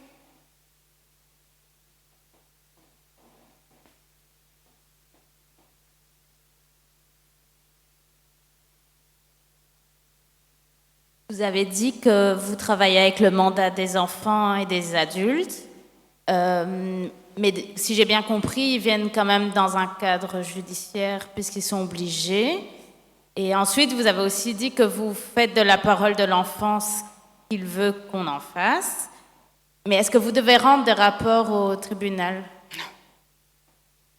Alors, c'est un cadre judiciaire ou pas. On peut venir chez moi volontairement. J'ai le médecin et le neuro, là, c'était une médiation volontaire, donc ce n'est pas toujours judiciaire. Alors, le modèle de consensus, en fait, ce qui est obligatoire, c'est au moins d'aller une fois à un rendez-vous. Ce n'est pas de faire le travail et de s'entendre et d'avoir un accord. Mais c'est au moins de se dire, la médiation, c'est quoi? Avec une idée que, sans avoir une explication d'un professionnel et sans avoir vécu au moins un rendez-vous, on ne sait pas ce que c'est. Allez le vivre et puis on en reparle. Et on a une date d'audience au cas où ça ne vous va pas. Donc ils peuvent juste venir ou même ne pas venir à ce premier rendez-vous. Ils s'expliqueront après devant le juge. Mais voilà, donc ça c'est juste pour le côté contraint. C'est extrêmement controversé et débattu. Mais nous, on se rend compte que les personnes en fait sont très contentes qu'on Ils ne savent pas c'est quoi la médiation, c'est pas clair. Ils croient médiation, c'est pour aller s'entendre avec l'autre. Après, je vais devoir, je sais pas, manger un bout de tarte avec, j'ai pas envie. Je vais devoir quoi, l'apprécier, j'ai pas envie de l'apprécier. Non, battez-vous, venez en médiation et battez-vous, c'est possible aussi. Mais c'est juste en attendant, voilà. Donc ça, c'est juste pour l'aspect contraint. On n'oblige pas les gens à faire une médiation, ils doivent au moins venir, comme l'enfant. Il n'est pas obligé, s'il veut venir, mais ne pas parler, c'est un droit qu'il a. Il n'y a pas un devoir de travail. Il y a un devoir de voir c'est quoi l'outil. Est-ce qu'on peut en faire quelque chose, oui ou non? Et par rapport à l'enfant, je ne fais pas de rapport, mais parfois les parents ou les enfants, vu l'audience qui arrive, demandent que je fasse un rapport. Et donc je dis non, sauf si c'est un accord de médiation. Et donc je fais un accord de médiation sur la stratégie de ce qu'on va travailler demain. Donc sur la demande, les parties se sont mis d'accord sur la demande qui va être traitée en médiation parce que madame pense que, papa pense que, les enfants pensent que, voilà comment eux décrivent la dynamique et monsieur et madame et les enfants, bien que eux, pour ça, ils ne donnent pas leur avis, sont d'accord de s'inscrire dans un travail de médiation de tel type. Et ça s'appelle accord de médiation, les deux parents signent et ils s'engagent en même temps vis-à-vis de moi. Et moi, je m'en fous s'ils montrent ça au juge ou pas. Voilà, ça c'est, je ne sais pas si c'est un rapport, mais en tout cas, ils le lisent et eux, c'est pas moi qui vais le déposer au juge, je le donne au médié comme proposition de travail de médiation. Ils prennent pas. Voilà. Mais ce n'est pas un rapport comme un expert ferait.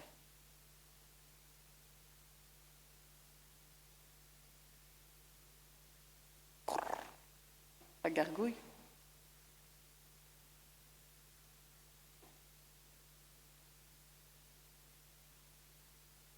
Oui, donc pour revenir à cette réunion de médiation, finalement, ça va plus loin. Nous, au Luxembourg, nous avons donc la réunion d'information obligatoire. Et là, si j'ai bien compris, ça va plus loin. Ça va vraiment dans la première rencontre. Mm-hmm. Donc, ce qui correspond en France à la tentative de médiation familiale préalable obligatoire. Oui. Mais ça, ne confondez pas ma casquette belge avec ce qui se fait en Belgique, parce que ça, c'est local, modèle de consensus, mis en place depuis 2012 à Dinan. Et certains juges d'autres arrondissements, moi j'ai des Namurois, certains Chastelet, qui me renvoient avec ce même poids. Après, concrètement, les gens ne viennent pas. Voilà. Mais quand le juge les verra, il va peut-être dire, dans ce cas-là, vous n'avez rien essayé pour régler vos difficultés, astreinte. Autre option.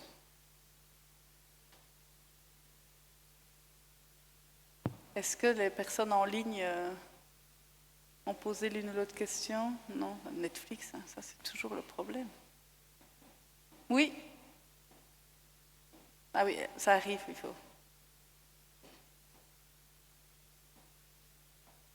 Bonjour. En fait, je voudrais vous questionner les outils que vous utilisez pendant le processus de la médiation pour l'enfant. Est-ce que sont les mêmes pour les parents ou il y a une différence? Merci. Il y a une différence parce que ça, et je réponds peut-être à l'observation générale numéro 12 qui dit qu'il faut que ce soit adapté à l'enfant. Si je vois des enfants en tout bas âge et que je commence à jouer à la dinette et que je reçois après monsieur, madame seul et que je leur dis on joue à la dinette, ils risquent de dire elle n'est pas très crédible celle-là. Vous voyez? Il y a des outils vraiment spécifiques pour les enfants. Maintenant, il y en a que je transpose et un qui marche très bien entre adolescents, par exemple, ce sont les cartes Dixit, ados, parents. Ce sont des cartes très ouvertes en termes d'illustration. Et l'idée comme outil, c'est de leur poser une question ouverte en disant dans quel état d'esprit vous venez aujourd'hui ou quel message est-ce que tu voudrais dire à papa? Papa est là. Et papa, quel message tu voudrais dire au petit, à la petite ou maman, hein, peu importe. Et je joue avec eux. Voilà, quel message j'ai envie de dire aujourd'hui, bienvenue. Voilà. Et donc là, certains outils peuvent être transposés adulte-enfant, mais pas tous. Entre autres, tous les jeux vraiment de mise en rôle, il faut commencer, parce que parfois, je suis souvent à quatre pattes avec les petites figurines. Non, tu ne peux pas dire ça. Si je dis ça avec des parents, je crois qu'ils... déjà, comme ça, ils me prennent pour une folle. Mais alors là, je vais augmenter mon taux de crédibilité, à l'inverse. Donc voilà, les outils sont transposables. Et quand les enfants sont là, par contre, en tout cas pour la réunion famille, les parents doivent se mettre au niveau enfant.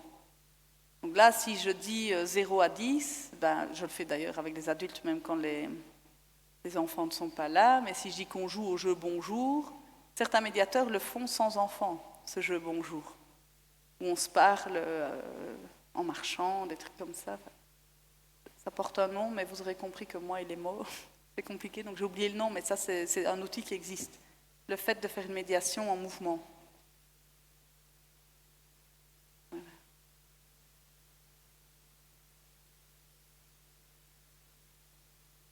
Là, vraiment, ça gargouille ferme, je crois.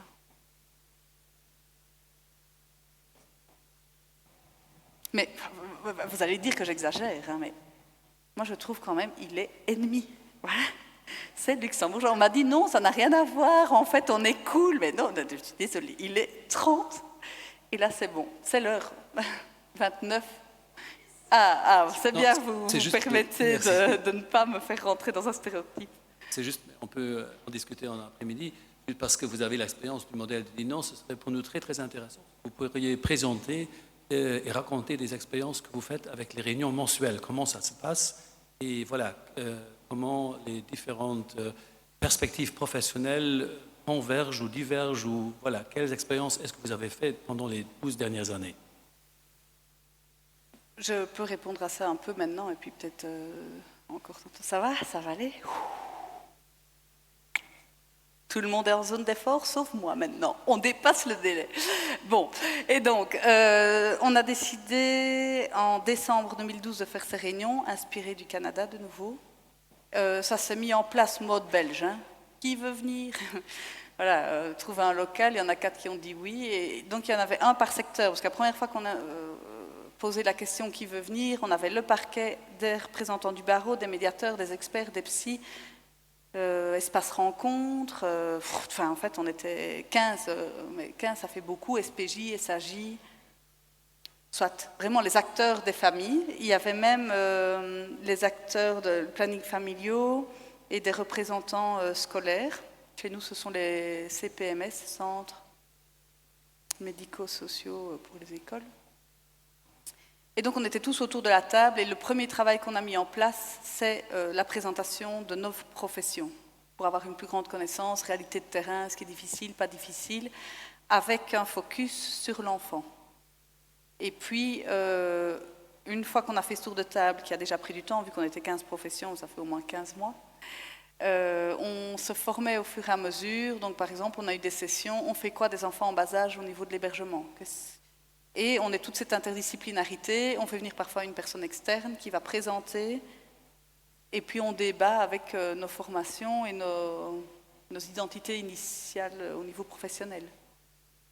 Et là, on se forme, ça fait 10 ans, donc en 2022, on va avoir un colloque et on se questionne. Et ce qui est trigué, c'est qu'on se bouscule, mais avec beaucoup de respect. Donc les avocats en ont pris pour leur grade... par rapport à leur posture parfois trop agressive ou autre. Ça, j'en parle parce que je portais la casquette avocat, donc après je dois relayer et voir comment est-ce qu'on peut améliorer ça. Et donc c'est vraiment une réflexion sur comment nous, professionnels, on peut être au service des familles et plus les familles au service d'une loi où voilà, la procédure dit qu'il faut faire ça, ça, ça, ça, ça et ça. Ça correspond à aucune famille et tout le monde continue à le faire. Enfin, soit on perd notre temps.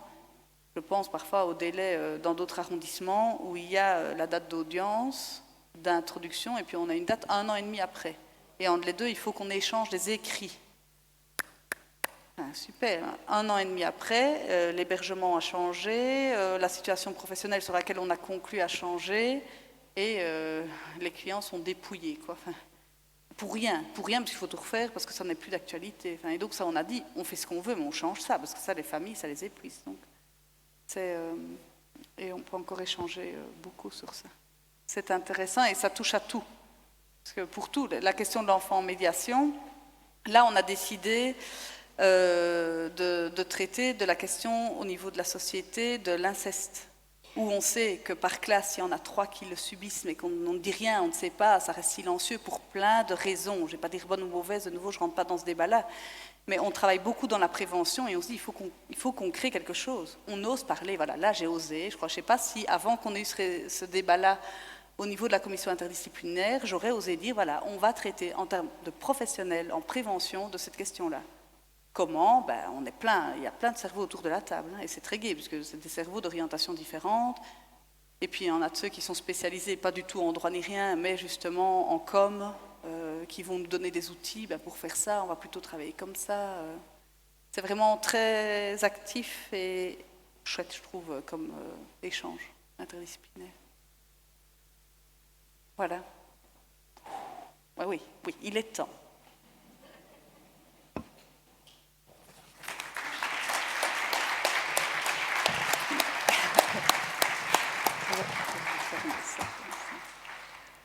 Est-ce que vous avez une petite faim?